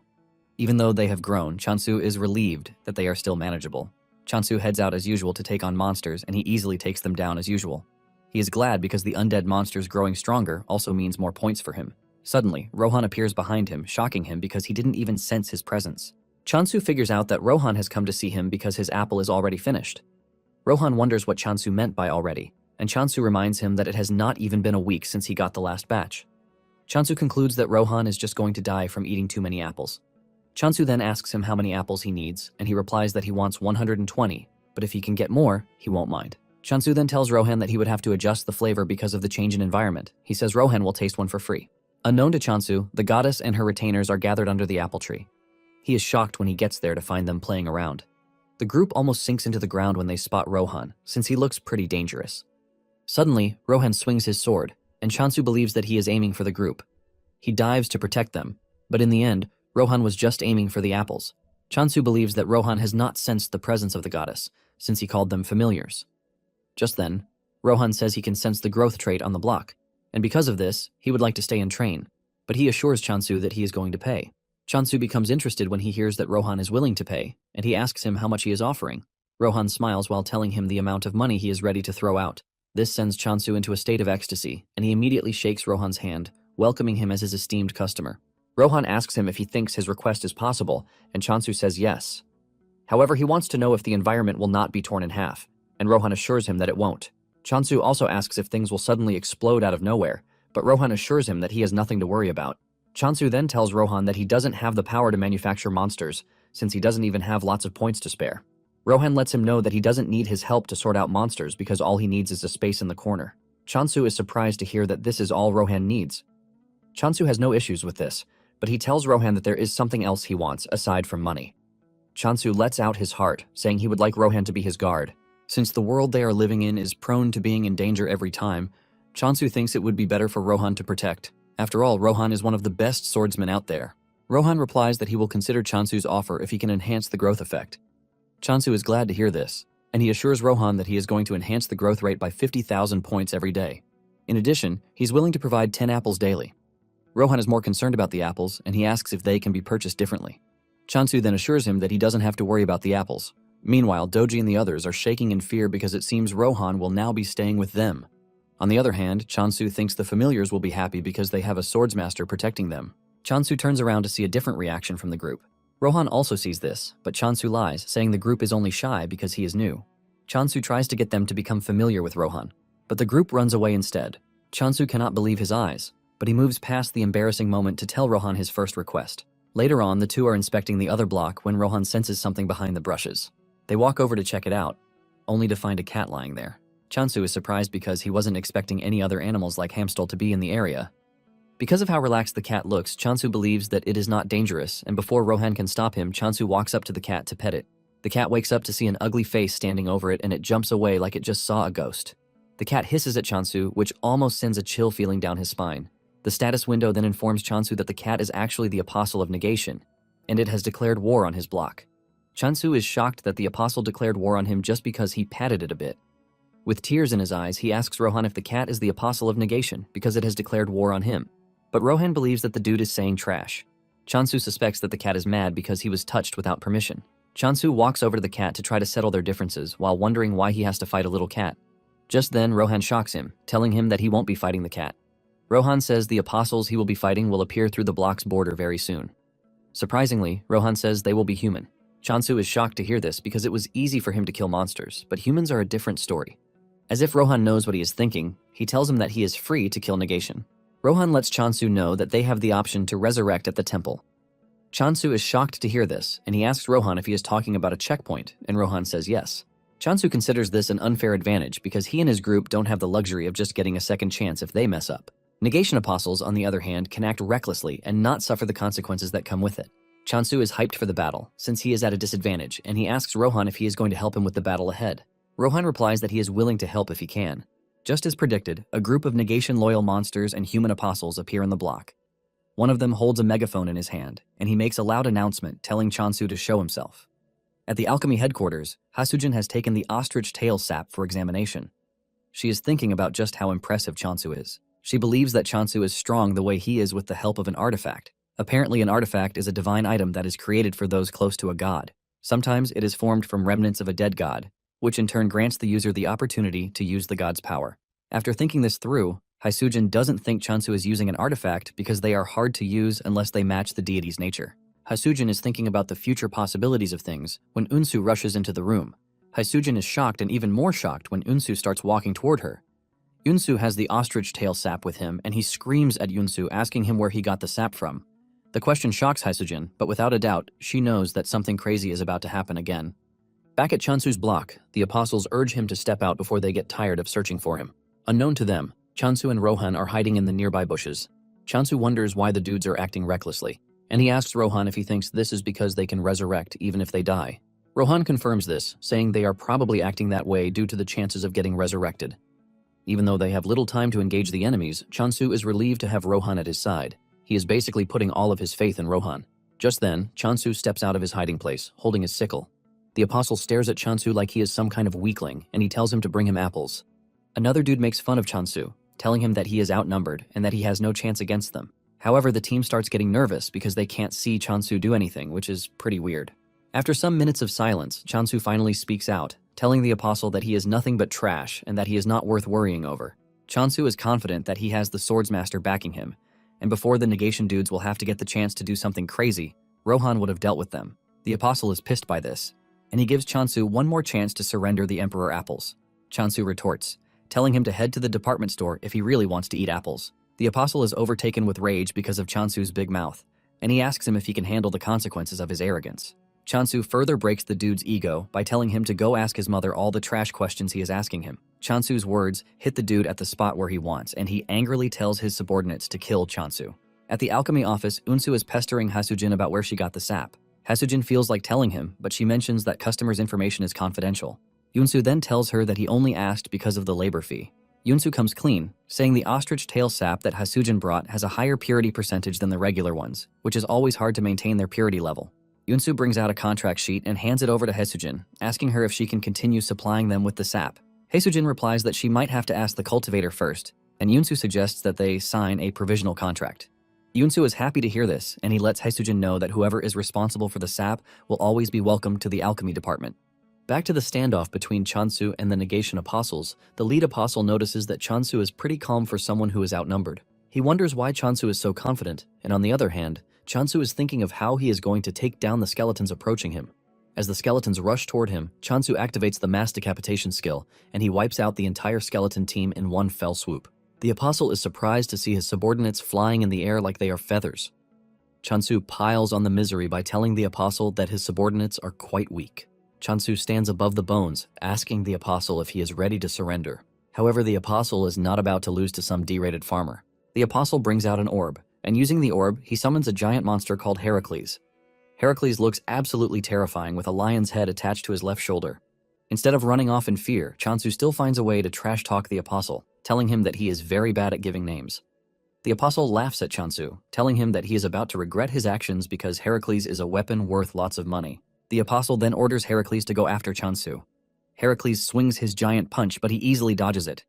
Before Heracles can make another move, Chansu swings his sickle at him and sends him to the heavens in just one strike. Heracles crashes to the ground, shocking the apostle, who was already boasting of how strong Heracles is.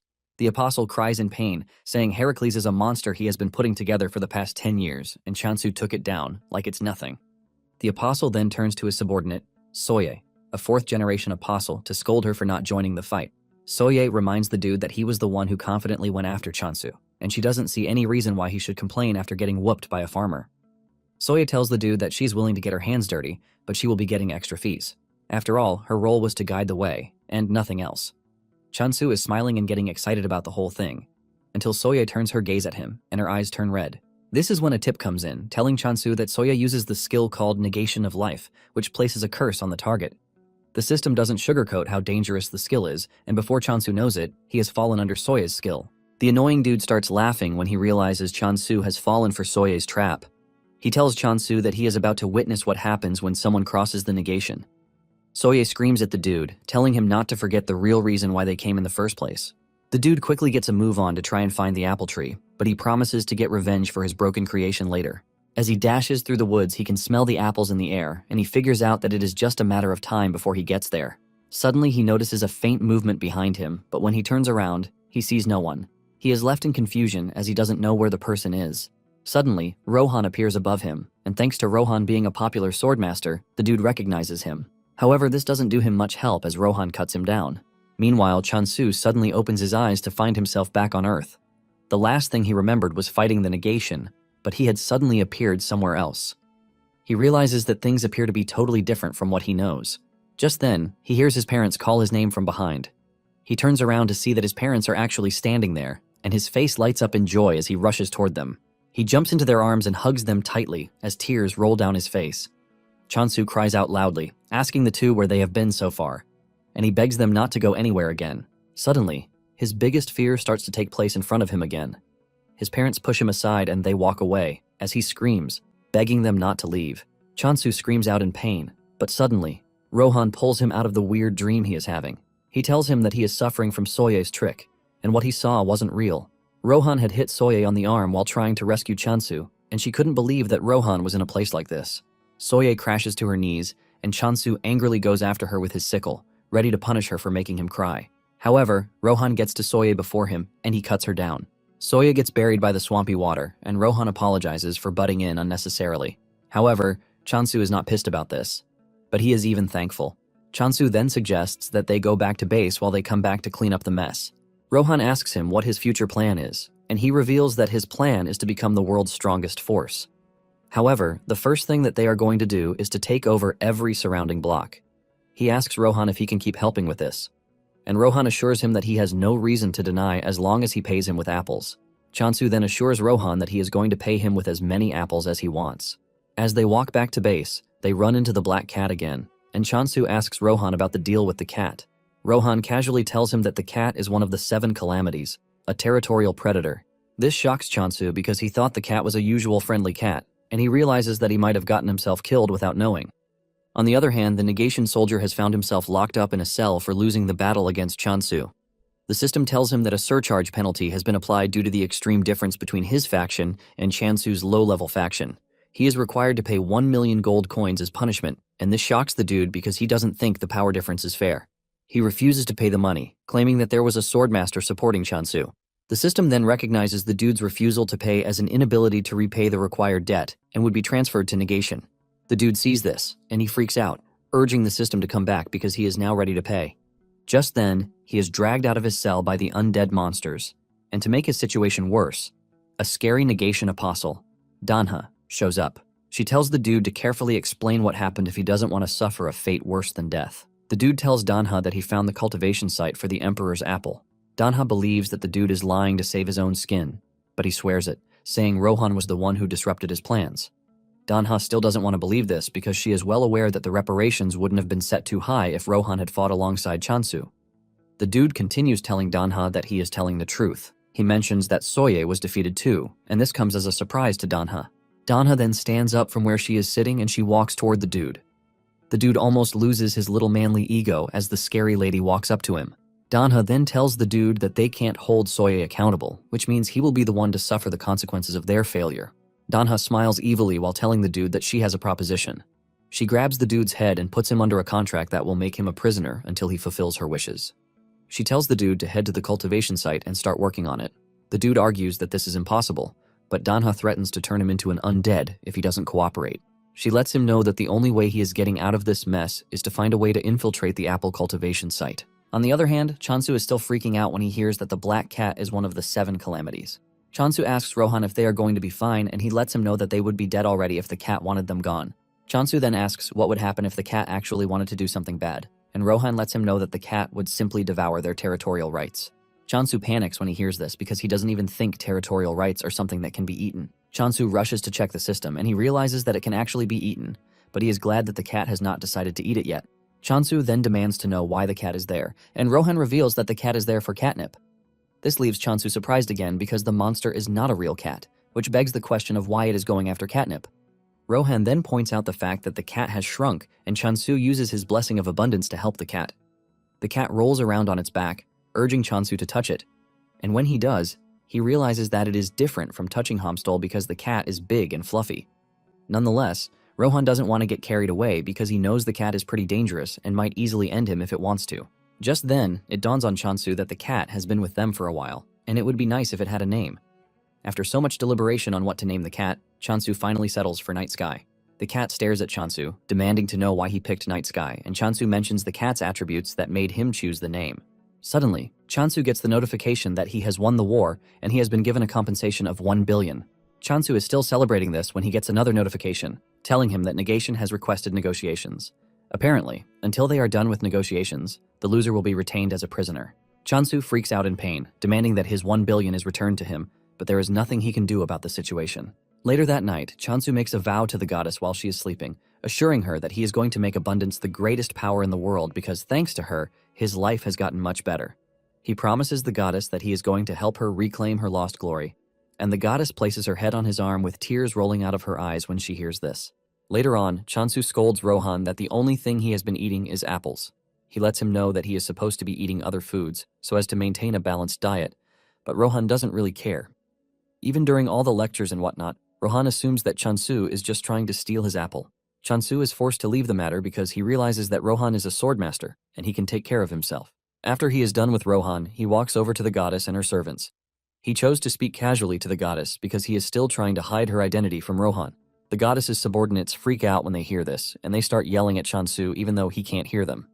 They believe that he is acting all cool thanks to the fact that he has been earning points for them. While the others are freaking out, the pig is the first to figure out that Chansu is probably doing that to protect the goddess, since Rohan doesn't know the goddess's real identity.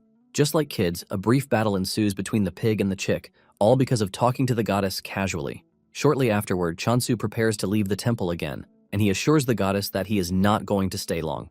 Rohan then tells him that the flow of time in each world is different.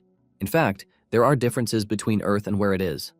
Because of this, Rohan advises Chansu not to rush too much. Just when he is about to leave, Chansu tells Hamstal that he can come with him because he has gotten a pouch specifically designed to hold him. Hamstal excitedly jumps into the pouch as he joins Chansu on a journey to expand the territory. Thankfully, Chansu has placed a door on the exits for easy access, and with this, he has no need for a travel pass. He steps through the door to find Hasujin already waiting for him. Hasujin freaks out when she realizes that Rohan is still with Chansu, and he lets her know that they have agreed to stay together for the time being. Hasujin holds her head in frustration, saying she was already suspecting, but she didn't know Chansu would go through with it. She then asks him where the cat came from. Chansu lets her know that it was the cat who found its way to him, and he also tells her the cat's name. Hasujin is impressed to hear this as she talks about how smart the cat is. Deep down, Chansu is pleased that Night Sky is smart enough to know that eating the territorial rights means no more apples, hence no catnip. Hasujin then tells Chansu that smart monsters sell for a whole lot of money on the market, but Chansu lets her know that this might be a problem. Hasujin suggests that he install a dungeon to make things easy for him because monsters naturally gather in dungeons. Chansu thinks about it for a bit and realizes that Hasujin is right, and the dungeons might come in handy later. However, Chansu lets Hasujin know that there might be a bit of difficulty because Night Sky came from another block, which he doesn't even know. Hasujin gets more curious, asking if Night Sky is a human who turned into a cat. But Chansu lets her know that Rohan claims that Night Sky is a territory devourer. Hasujin is forced to say this out loud, and Chansu confirms it. Hamstal almost dies out of fear when it hears this. Chansu then adds that Night Sky is actually one of the 7 calamities. Hamstal's spirit immediately leaves his body when it hears this, and Hasujin tries to play it cool. She smiles, and then suddenly grabs Chansu before leaping away from the area. With tears in her eyes, she asks Chansu why he has one of the 7 calamities in his territory. Apparently, there are reports that the calamities can devour not just territorial rights, but entire blocks. She demands to know why Night Sky would come, and Chansu says there is a possibility that it came because of catnip. Hasujin doesn't want to believe that Night Sky settled for only catnip when it is not even a real cat. Chansu confesses that he doesn't know either, but he gave some really dumb explanation about why Night Sky might prefer to have the catnip rather than destroy the territory. Hasujin agrees with him but lets him know that they can't say for sure since it is all guesswork. Chansu also knows this, but he believes that he has no choice, since he is the chosen one. Hasujin then asks him if everything is going to be fine because she would hate to come around one day, only to find everything in chaos. Chansu believes that Night Sky might actually protect the block, since cats are territorial creatures. Suddenly, Chansu sees Night Sky trying to eat Hamstal and he rushes over to stop it. Chansu grabs Hamstal away, telling Night Sky that it is not food. Night Sky just gives Chansu the side eye, and Chansu asks Rohan why he didn't do anything when he was there. Rohan claims that he was going to stop it if something had happened, but Chansu points out that Hamstal almost got eaten. Hasujin then suggests that they handle everything carefully before the two get used to each other. Hasujin then reveals that there is something Chansu needs to know. Apparently there is a scammer who is claiming ownership of the Emperor's apple. Chansu doesn't really take this seriously, and Hasujin lets him know that the dude is claiming that he is the Apostle of Abundance, which means he has a right to the apple. Chansu is shocked when he hears this, and Hasujin adds that the dude brought an apple to prove he's an apostle, but it turned out to be a knockoff. In fact, he brought a fake contract, but everything has been cleared out. Just then, Hasujin notices that Chansu is acting weird, and she asks him what the problem is. Chansu is pissed to find out that there is another apostle aside from him, and he hasn't shown up from the start. To make it worse, he is now claiming ownership, calling himself the Apostle of Abundance. With a stern voice, Chansu tells Hasujin that they need to find the dude. Hasujin is surprised as to why he wants to find him, and Chansu lets Hasujin know that he is actually the Apostle of Abundance. Hasujin freaks out when she hears this, since she wasn't expecting it. Chansu tells Hasujin to put a bounty on the dude, and in fact, he is ready to pay extra for the artifact. Apparently, if the dude is captured alive, Chansu is willing to pay 100 apples as a reward. Even Rohan gets tickled when he hears the reward that is being offered. Meanwhile, somewhere in Negation's back alley, there is a dude in a hoodie thinking about how he wants to convince Rohan and Chansu. He walks into a shop, and the light comes down on his face to show that it is the Negation soldier, Kim Yun-hook. Apparently, he is a regular customer at the shop, but the shop owner already knows that he is a broke ass. Yoonhook gives the shop owner a list of things that he wants, and in exchange for them, he is forced to give out the last prized stone that he has. Yoonhook then tells the man to give him a good price because this might be the last time they are going to see each other. Realizing that Yoonhook is totally broke, the shop owner tells him about the bounty that has been placed on the scammer. The moment Yoonhook hears this, he dashes out of the shop, thanking the shop owner for giving him an opportunity. Apparently, Yoonhook has finally found the proposal gift he has been looking for to try to convince Chansu. Not long after this, Yoonhook shows up at Chansu's place. He is accompanied by 2 of his friends, who also want to serve under Chansu. To properly convince Chansu, he lets him know that he has caught the scammer. Chansu is shocked when he realizes that Yoonhook had already caught the scammer, given the movement restrictions and all. He is not entirely surprised because the reward was too good to be ignored. Staring at the scammer, Park Hyunmo, Chansu could actually sense the aura of abundance from his body. Since he doesn't look all that much, Chansu wonders how Park was able to deceive people to scam them. Park starts grumbling, telling Chansu to untie him because he is currently practicing insubordination. Chansu angrily whips out his sickle, telling the dude that he sure knows how to piss people off. Park then makes fun of Chansu, telling him that he is only acting tough because he can't possibly kill him. Chansu walks up to him, places the sickle on his throat, and reminds him that they are both apostles of abundance, which means he knows exactly where to cut to finish him off. However, before anything else, he demands to know where the artifact is. Park scolds Chansu, saying he is trying to rob his senior. Chansu simply makes fun of him, telling him that he has been yapping all day long, which is not a good sign of a senior. Yoonhook ignores the dude and excitedly whips out the artifact, which is a crown made from flowers. Chansu checks out the artifact, and when he realizes that there is no aura coming from it, he confirms that Park is truly his senior. This only makes Chansu angrier because it is exactly because of him that the goddess turned out the way she is. Chansu then walks up to Park, calling him a traitor and letting him know that he has no right to even talk about the Emperor Apple. Park argues that he deserves the rights that come with the Emperor's apples because he is an apostle. Chansu then reminds the dude that he didn't contribute anything, which brings him to the question of what right he has to ask for anything. Park makes the whole thing worse by asking Chansu what he has done too. Park tells Chansu that he is only walking on the foundation he has already laid. He claims that the apples, monsters, and even the temple have all been him from the beginning. Chansu is pissed when he hears this, but he tries to keep a calm profile because thinking about it, it doesn't appear that Park was working alone. Chansu then asks Park who the hell is backing him. Chansu mentions that it is his job to protect and care for his god, but he abandoned her. To do this, Chansu believes that the dude has something he relied on. Park replies that there is nothing like that because he was only trying to survive, and he ended up driven into a trash place. Chansu then raises his sword to decapitate him, since he doesn't have anything good to say. Realizing that Chansu might actually go through with it, Park screams out in pain, talking about how he didn't have a choice. He claims that he was just a normal human who had never swung a sickle before in his life. Chansu is tired of hearing his BS, and he tells him to just go ahead and tell him who is backing him. Park replies that he doesn't know because they only promised to give him money for life, and he followed. However, he got tricked, and the money never came. Chansu is surprised to hear this because the dude is basically useless at this point. Park starts begging, telling Chansu to forgive him because he would not do such a thing again. However, Chansu lets him know that it is already too late, and he hits him on the head to knock him out. Chansu wants to kill him, but he still can't imagine himself hurting a real person, even though it is a game world. Suddenly, he gets an invite from the god of negation, asking him to convert because if he becomes his apostle, he can easily kill Park. Chansu cannot believe that negation is stalking him. Chansu then asks what would happen if he killed Park, who is in the same faction as him, and Yoonhook tells him that it is a taboo and might get excommunicated. Negation then uses this opportunity to start disturbing Chansu with more offers, but Chansu rejects everything. Negation is so desperate that it even suggests that Chansu take a month's break. Chansu is forced to scream out that he is not interested. Chansu then figures out that Negation is connected to him somehow, which is why he is able to send messages to him the way he wants. Since Yoonhook is begging to be hired, Chansu gives him his first task, which is watching over Park. Not long after this, Chansu returns to the temple with the artifact of abundance. Chansu lets the goddess know that he is there to return what originally belongs to her, and the goddess doesn't want to take it. However, Chansu lets her know that she can, because he is doing fine even without the artifact. The goddess finally takes it, and this emits a bright light that leads to a divine transformation. Chansu watches in shock as the goddess transforms from the plant form into a young girl. Her subordinates jump up in joy because the goddess has finally gained her powers.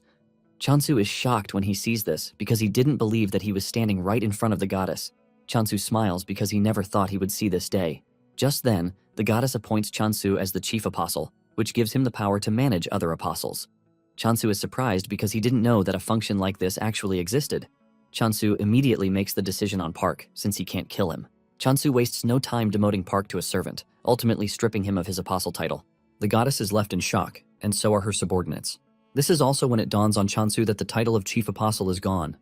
He notices the goddess's reaction, and he realizes that the goddess must have really cared, but he somehow messed things up. Just then, the goddess starts transforming back into her plant form. Chansu kneels in front of the goddess, apologizing to her, but he lets her know that it is not advisable to keep a traitor in their midst. Chansu then assures the goddess that he is going to grow their influence further, so she has nothing to worry about. The goddess is happy to hear this, and she grants another skill option for Chansu. He gets the option to pick between the communication skill and the health abundance skill. Chansu is surprised to see this because the goddess is basically overworking herself at this point. Nonetheless, he decides to check it out. Meanwhile, the chick is pretty mad that Chansu is excommunicating people when they barely have any apostles. Thankfully, the pig is there to hold it down. The chick stares at Chansu, hoping that he will pick the communication skill so that they can avoid situations like the one that just happened. To their dismay, Chansu picks the healthy abundance option even though he has no idea what the skill does. He just assumes that it is a passive skill that makes one healthier as they eat food blessed with abundance. The goddess and her subordinates break down in tears because they believe it is finally the end, since Chansu doesn't look like someone who is ready to select the communication skill. They are still troubled about this when the goddess finally transforms back into her plant form. Seeing this, Chansu has no choice but to hope that the healthy abundance helps in a lot of ways.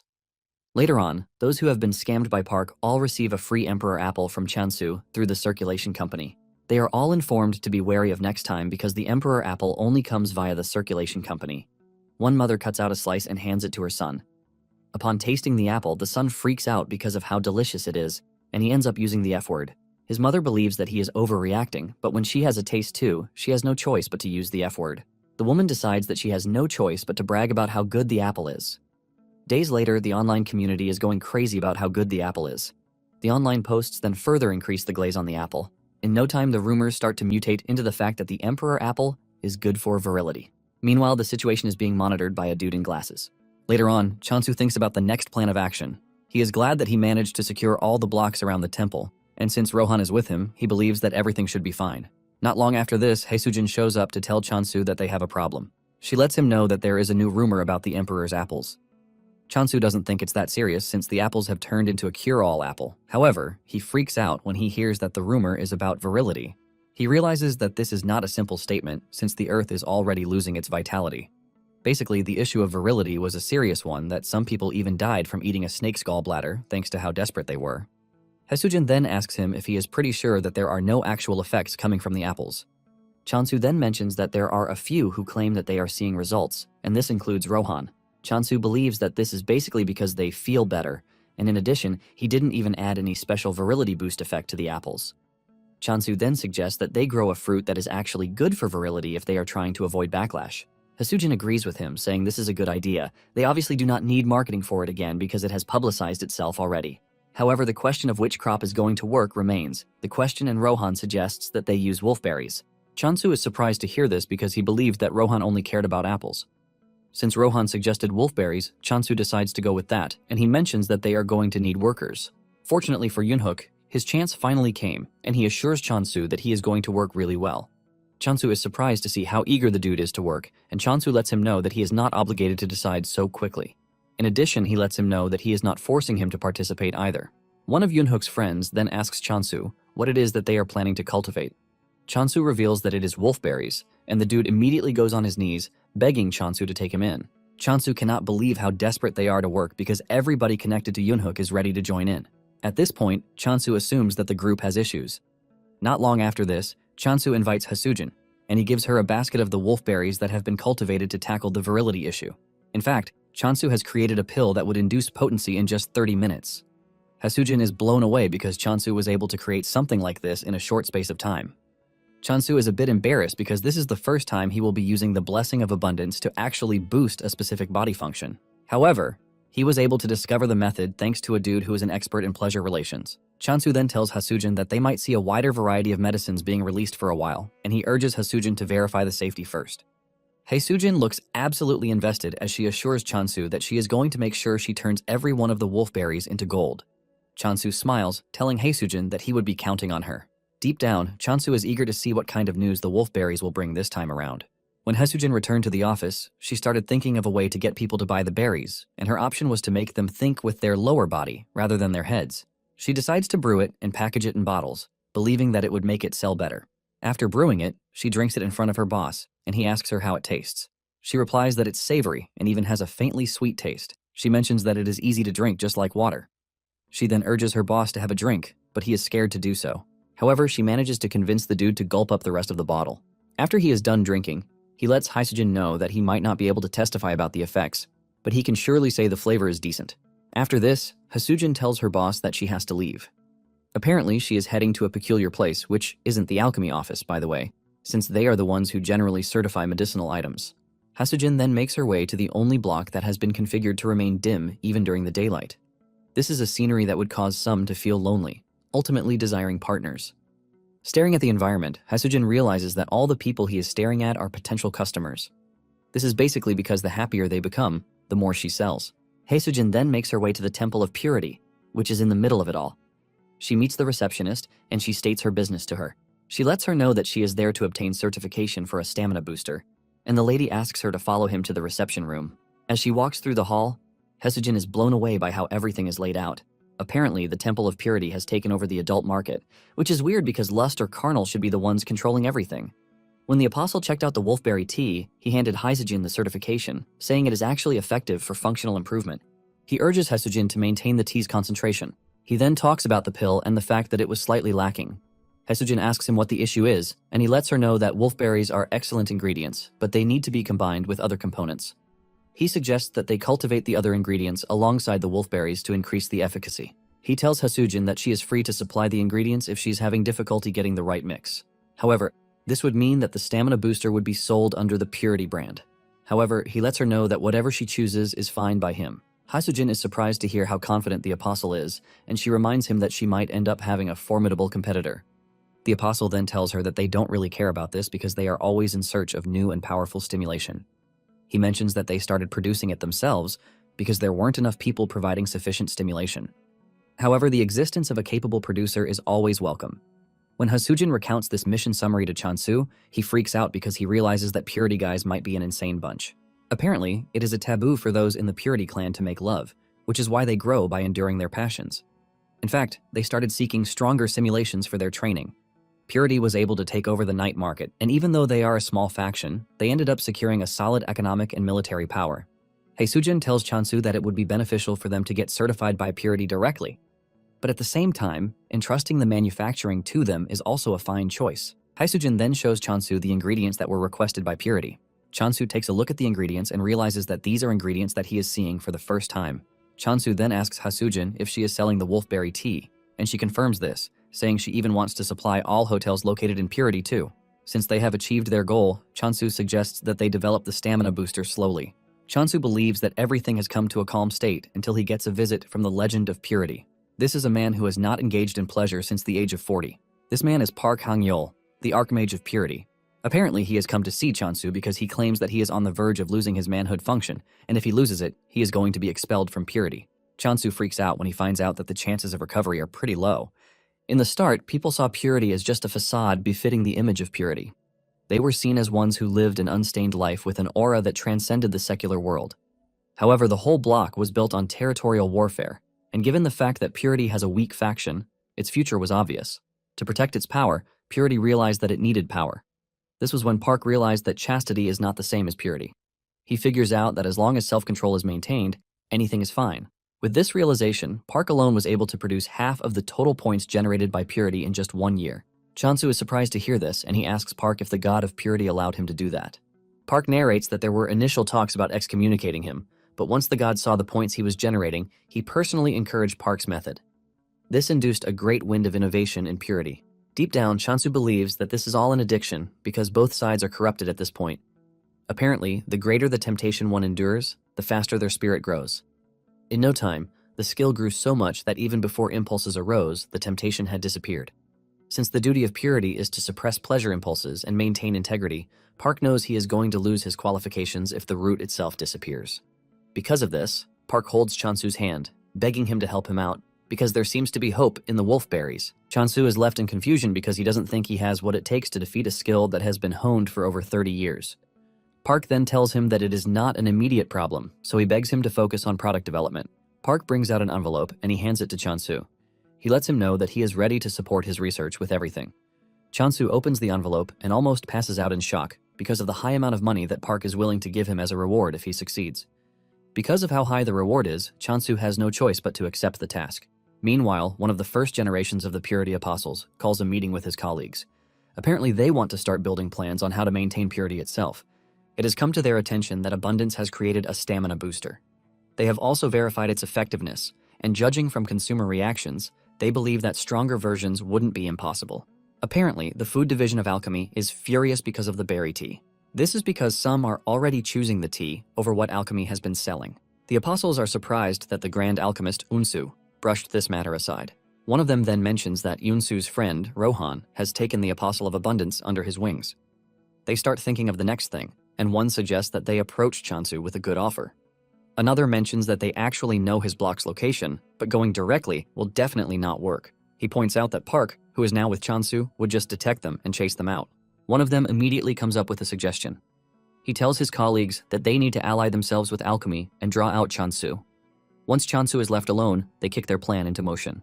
Back at Chansu's territory, he tells Yunhook to follow him because he has something to tell him.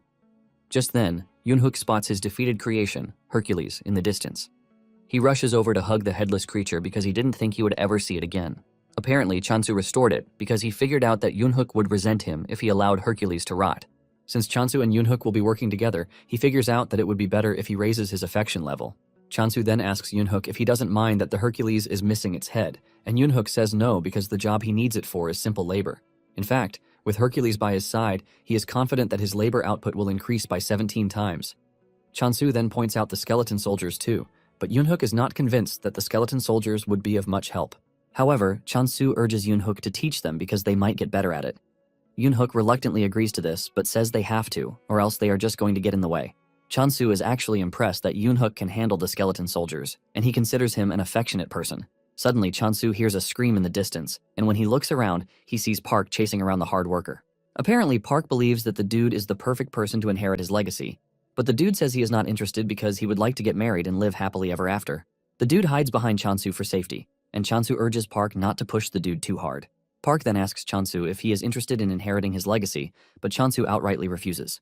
Chansu then whips out the new pills that he just finished, and he tells Park to try them out. Park tastes the two and mentions that they both fall under 32 and 33 points, respectively. This is pretty low because their target point is at least 90. However, Park tells Chansu to hold his head high because an ordinary man would have turned into a beast just by taking the pills. Chansu then asks why he hasn't been able to reach 40 points. Park lets him know that the caster's mental state affects blessings. He mentions that sometimes empathy comes before problem solving. Park then decides to show him what he means. He reaches his lower body, and Chansu freaks out, believing that he wants to bring out his schlong. However, Park whips out an adult book, telling Chansu that he is the only one he can show. At this point, Chansu believes that the dude is crazy. Chansu is still trying to pull himself together when Haesujin shows up, bringing news as usual. With excitement on her face, she tells Chansu that alchemy has sent a dungeon subjugation request to Chansu. Chansu hears this and immediately pictures a dragon in his head, causing him to freak out because he doesn't know why they would request this from a farmer. Chansu wonders why they sent this request to him, since all he has is a rusty sickle, and the only skill he has is decapitation, which barely counts as one in the first place. Chansu is forced to ask Haesujin if he doesn't look like a farmer because everything just doesn't seem right to him. Haesujin then tells Chansu that they might have called it a subjugation, but in truth it is a gathering request to obtain monster byproducts. It then dawns on Chansu that they might want a situation where what they want doesn't spoil. Basically, whatever Chansu cuts doesn't spoil, and Chansu asks Haesujin if the target is a plant-type monster, but Haesujin reveals that it is a high-grade water spirit. Apparently, high-grade spirits need to be taken down in one blow if one wants a chance to cut off their lifeline. Basically, this is why the request is for someone with powerful firepower, like a swordmaster.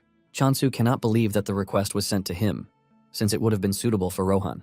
Since Chansu is reluctant to leave the territory, he thinks of refusing the request. Chansu then tells Haesujin that he is not interested, shocking her. She asks him if he is sure that he wants to reject the offer because the reward that comes with it is quite enormous. Haesujin lets him know that he will be provided with a weapon, and after this, he gets the chance to tame a water spirit. The moment Chansu hears this, he automatically becomes interested, since a water spirit is a dream item for every farmer. Haesujin then tells Chansu that it would be better if he accepts, because they are currently on alchemy's bad side. Chansu then remembers that Haesujin mentioned the wolfberry tea being overshadowing alchemy's products. Haesujin confirms this. saying the request is just an excuse to clear up a misunderstanding. Haesujin then asks Chansu if there is any other reason why he is hesitating, and he reveals that he doesn't want to leave his block defenseless. Haesujin understands his plight, and she suggests that Chansu finish up the temple first. Haesujin mentions that they also received construction materials through alchemy. In addition, it appears that temples have a protective function. Chansu is surprised to hear this, and Haesujin lets him know that the temple is not treated as a strategic resource for nothing. Some days later, Chansu completes the temple, and the goddess reflects on the events that have happened in the past days. She believes that Chansu is finally making the decision to focus on internal affairs. She also wishes that Chansu would just obtain the communication skills to make everything perfect. Suddenly, the skill, the last bastion, activates in the temple, shocking the goddess and her subordinates because this is a wartime defense skill. It turns out that Chansu is testing out the temple's defenses by asking Rohan to strike it. Fortunately, the defense happens to be solid because it even blocked Rohan's strikes. Once this is settled, Chansu tells Haesujin that he can finally leave. However, he forgets to tell the goddess, but he believes that nothing would happen, since he is not staying long. Moments later, they arrive at the alchemy headquarters, and the journey was quite fast, thanks to the fact that they installed gates on their paths. Once Haesujin drops Chansu and Rohan off at the headquarters, she leaves. Chansu meets the receptionist, who tells him that they have been waiting for him. She hands Chansu a box containing the weapon they promised him, and she lets him know that he is free to exchange it for another if he doesn't like it. Chansu ends up handing over the box to Rohan for safekeeping in exchange for 2 apples. The lady then tells Chansu that he would have to cast a blessing on the potion used to tame the water spirit. She lets him know that she also can use their own blessing because his own blessing of abundance might fail. She asks Chansu what option he is going to choose, and since there is no record of what would happen if he uses his blessing, Chansu decides to use his own blessing. The lady then tells Chansu to follow her to the dungeon so he can hear the rest of the explanation as they go. Moments later, they arrive at the dungeon, and the lady lets Chansu know that everything has been set up already. Apparently, they are in a hunting ground for ordinary water spirits, and if he lights incense, they are going to come running to him, giving him the chance to hunt as many as he likes. However, he is required to defeat the boss, but the byproducts will belong to alchemy. Since the boss is in a separate location, the lady tells Chansu to let her know when he is ready. For the first thing, she tells him to cast his blessing on the taming potion. Chansu then casts his blessing on the potion, leaving a bright light as he pours in his blessing. Since he can cast as many as he wants, Chansu continues casting his blessing into the potion, and before he knows it, he has achieved 500,000 points, ultimately turning the blue potion into green. The lady confesses that this is the first time she has seen such a reaction.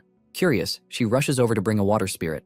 She throws the water spirit at Chansu, telling him to throw the potion at the water spirit. The potion hits the spirit midway, and the water spirit starts to absorb it.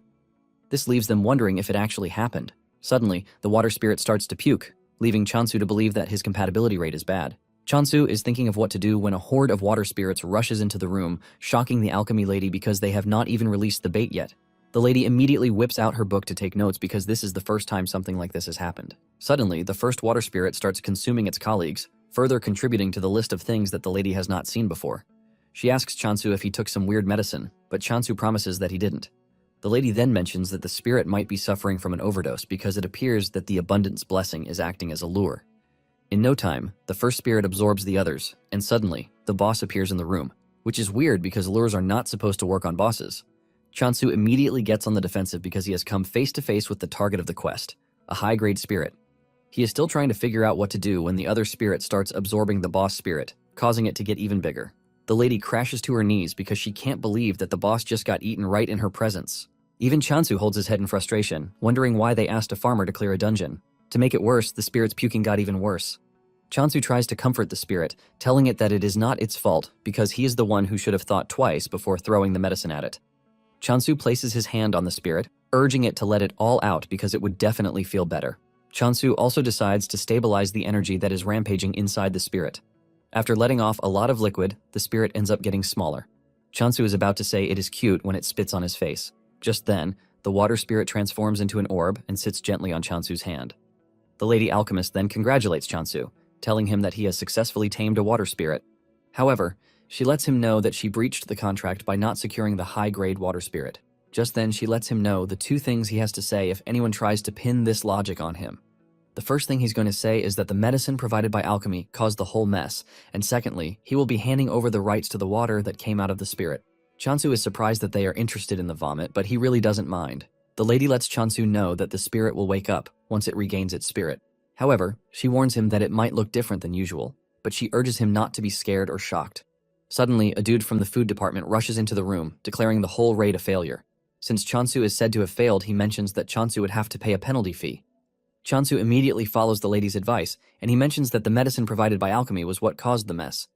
The dude argues that Chansu was the one who used it wrongly. He declares that they are going to be confiscating the water spirit and the weapon provided. Just then, Rohan throws his sword at the guy, but misses by an inch, thanks to Unsu showing up to drag him out of harm's way. The dude's eyes flash before his eyes, and Rohan mentions how pissed he is that he is making a mess of everything. Yunsu tells Rohan that he should resort to greetings instead of violence, since they have not even seen each other in ages. Yunsu then urges the dude to leave because he has no right to be there, or else he wants to lose his dispatcher qualifications and get buried in lawsuits. The dude immediately apologizes for causing a ruckus, and he leaves. Yunsu then walks up to Chansu to introduce himself to the dude. He apologizes that things got heated up on their first meeting, and he suggests that they wrap up business first. Yunsu tells Chansu that the raid might have failed, but thanks to that, they have a chance at the potent spirit water. He is pretty sure that alchemy is going to go crazy when they learn about a water that lures a boss. Since Chansu is not going to need it, he suggests that Chansu sell it to them. Chansu cannot believe that they are willing to pay money for puke. Unsu lets him know that they are going to mark the raid a success if he sells it, but if he doesn't, they are not going to. Unsu has not even finished saying this when Chansu agrees to sell it. After this, Yunsu lets Chansu know that they have equipment that can make life easy for him without having prior knowledge about alchemy. Chansu has no issue with this, but he is more concerned with making medicine. He is scared that this might cause a conflict of interest like the tea. Unsu smiles, telling Chansu that they will always welcome a competitor, as long as they are competent. On their way out of the headquarters, Chansu reveals that he is not Rohan's disciple. Chansu then asks Unsu if he is cool with Rohan. Unsu is confused by this, and Chansu reminds him that Rohan threw a sword at him because of him. Unsu smiles, telling Chansu that this is nothing, because Rohan probably doesn't even care. Chansu then tells Yunsu that Rohan is obsessed with apples. He wants to know if there is anything that can be done, but Yunsu tells him to give up because there is no way to convince Rohan. Just then, a driver pulls up beside them, telling Chansu that he is there to escort him, leaving Chansu confused. Apparently, Purity was the one who sent the dude to pick Chansu. On their way to Purity headquarters, Chansu is surprised that Purity would even ask to see him. He assumes that Purity is curious about Park, who is staying with him. Upon arriving at Purity, Chansu is surprised to see that it is dark, just like Hasujin mentioned. Chansu steps out of the vehicle, and he is blown away by how massive and beautiful the Purity Temple is. He admits that it is different from the others, and the driver urges him to follow him so he can escort him to the reception room. Moments later, Chansu and Rohan arrive at the room where the elders are waiting. The elders apologize to Chansu for calling him out of the blue. They assume that he is tired from his journey, and they offer him tea. One of them then asks Chansu about Park. Chansu then decides that he is going to tell the truth to avoid giving false hopes. Chansu mentions that there have been no improvements whatsoever. Another elder asks him about the development of the medicine, and Chansu reveals that it is slow, but there is a bit of progress. They ask him if there is the possibility for progress, and Chansu assures them that he is going to try his best. Suddenly, the elder with glasses on tells Chansu to stop the production of the cure, shocking Chansu. In fact, they want him to drag out the completion process for the medicine. Chansu reveals his confusion because he believes that Park is important to them. One of them then tells Chansu that it would be better if he joined them, since making the medicine is difficult. They let Chansu know that they are going to give him double of whatever Park promised him. This is when it dawns on Chansu that he might have gotten himself involved in a troublesome issue because they appear to be wary of Park because of his influence. Chansu then tells the elders that he is just going to ignore what he just heard. Deep down, Chansu cannot believe that they expect him to trust people who would betray their own comrades. Chansu then stands up to leave, telling the elders that he hopes they all reach an amicable agreement. One of them screams at Chansu, telling him that purity is not the way it's supposed to be. He talks about the vulgar things that the apostles are doing, but Chansu reminds them that whatever is happening is also the will of their God. Just then, one of them tells Chansu that they are going to cancel the tea certification that they gave to him. Chansu is shocked when he hears this because they pushed him into a corner. Chansu starts thinking of talking to them, but he lets them know that going back on their words would basically make purity lose its credibility. Rohan then tells Chansu that it is time for them to leave. The elder in glasses screams at Chansu, telling him that he is going to regret his decision, but Chansu tells them to do whatever they like. After Chansu is gone, the elder in glasses apologizes to his comrades, saying his acting must have been lacking. However, they let him know that he tried his best because they all chose this plan, since direct harm is not allowed. Since their third method is a failure, the group decides to move to Plan 4. With no one in objection, they all decide to go ahead with the plan, since they are all aiming to achieve their target. Apparently, they are going to make Chansu lose focus on creating the vitality potion by diverting his focus to other things. In short, they are planning to make Chansu a hero. Not long after this, Chansu returns to the territory and the goddess rushes over to hug him. The others are also happy to see him, and they just wish he would get the communication skill quickly so that everything can become easy. Park then asks Chansu if he had a safe trip, and Chansu lets him know that he did, thanks to him protecting the block. Chansu then tells Park that he has something to tell him, and this is the fact that the elders are betraying him.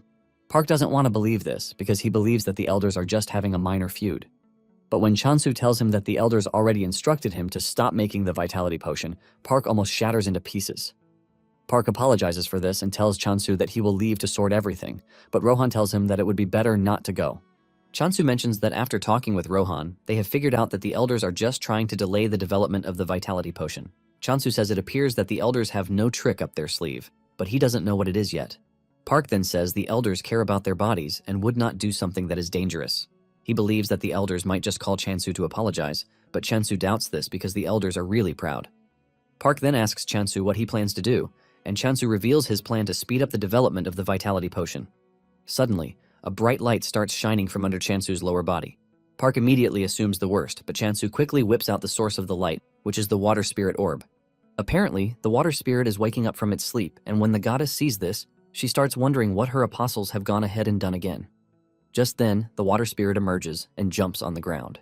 To Chansu's surprise, it is not what he expected because it turned out to be a slime.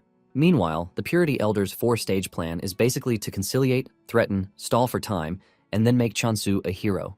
Chansu freezes up as he tries to understand why the water spirit is a slime. Even Park is surprised because he has never heard of a water spirit being a slime. Chansu then gets close to the slime to touch it, only for the slime to whip out its squishy hands, shocking Chansu. Nonetheless, Chansu figures out that the spirit can understand them. Park then congratulates Chansu, saying it is hard to tame spirits. Just as expected, the goddess's subordinates start screaming at the slime to greet the goddess, since it is the latest addition to the team. Chansu then introduces the slime to the rest of the team, and it dawns on him that the slime doesn't have a name yet. As usual, Rohan comes up with one of his weird suggestions. He tells Chansu that they should name the slime Wadit, but Chansu immediately rejects the idea, and he decides to name the slime Spring. Park is pleased with the name, and he asks Chansu if it has any meaning. Chansu reveals that he took the name from the spring season when plants grow fresh and lively. After he is done naming the slime, he suggests that they see what the slime can do. Just then, he notices that everyone on the team is hungry, and he decides to make food first. He tells Park to stay around because it is dinner time already, assuring him that he is going to prepare something delicious.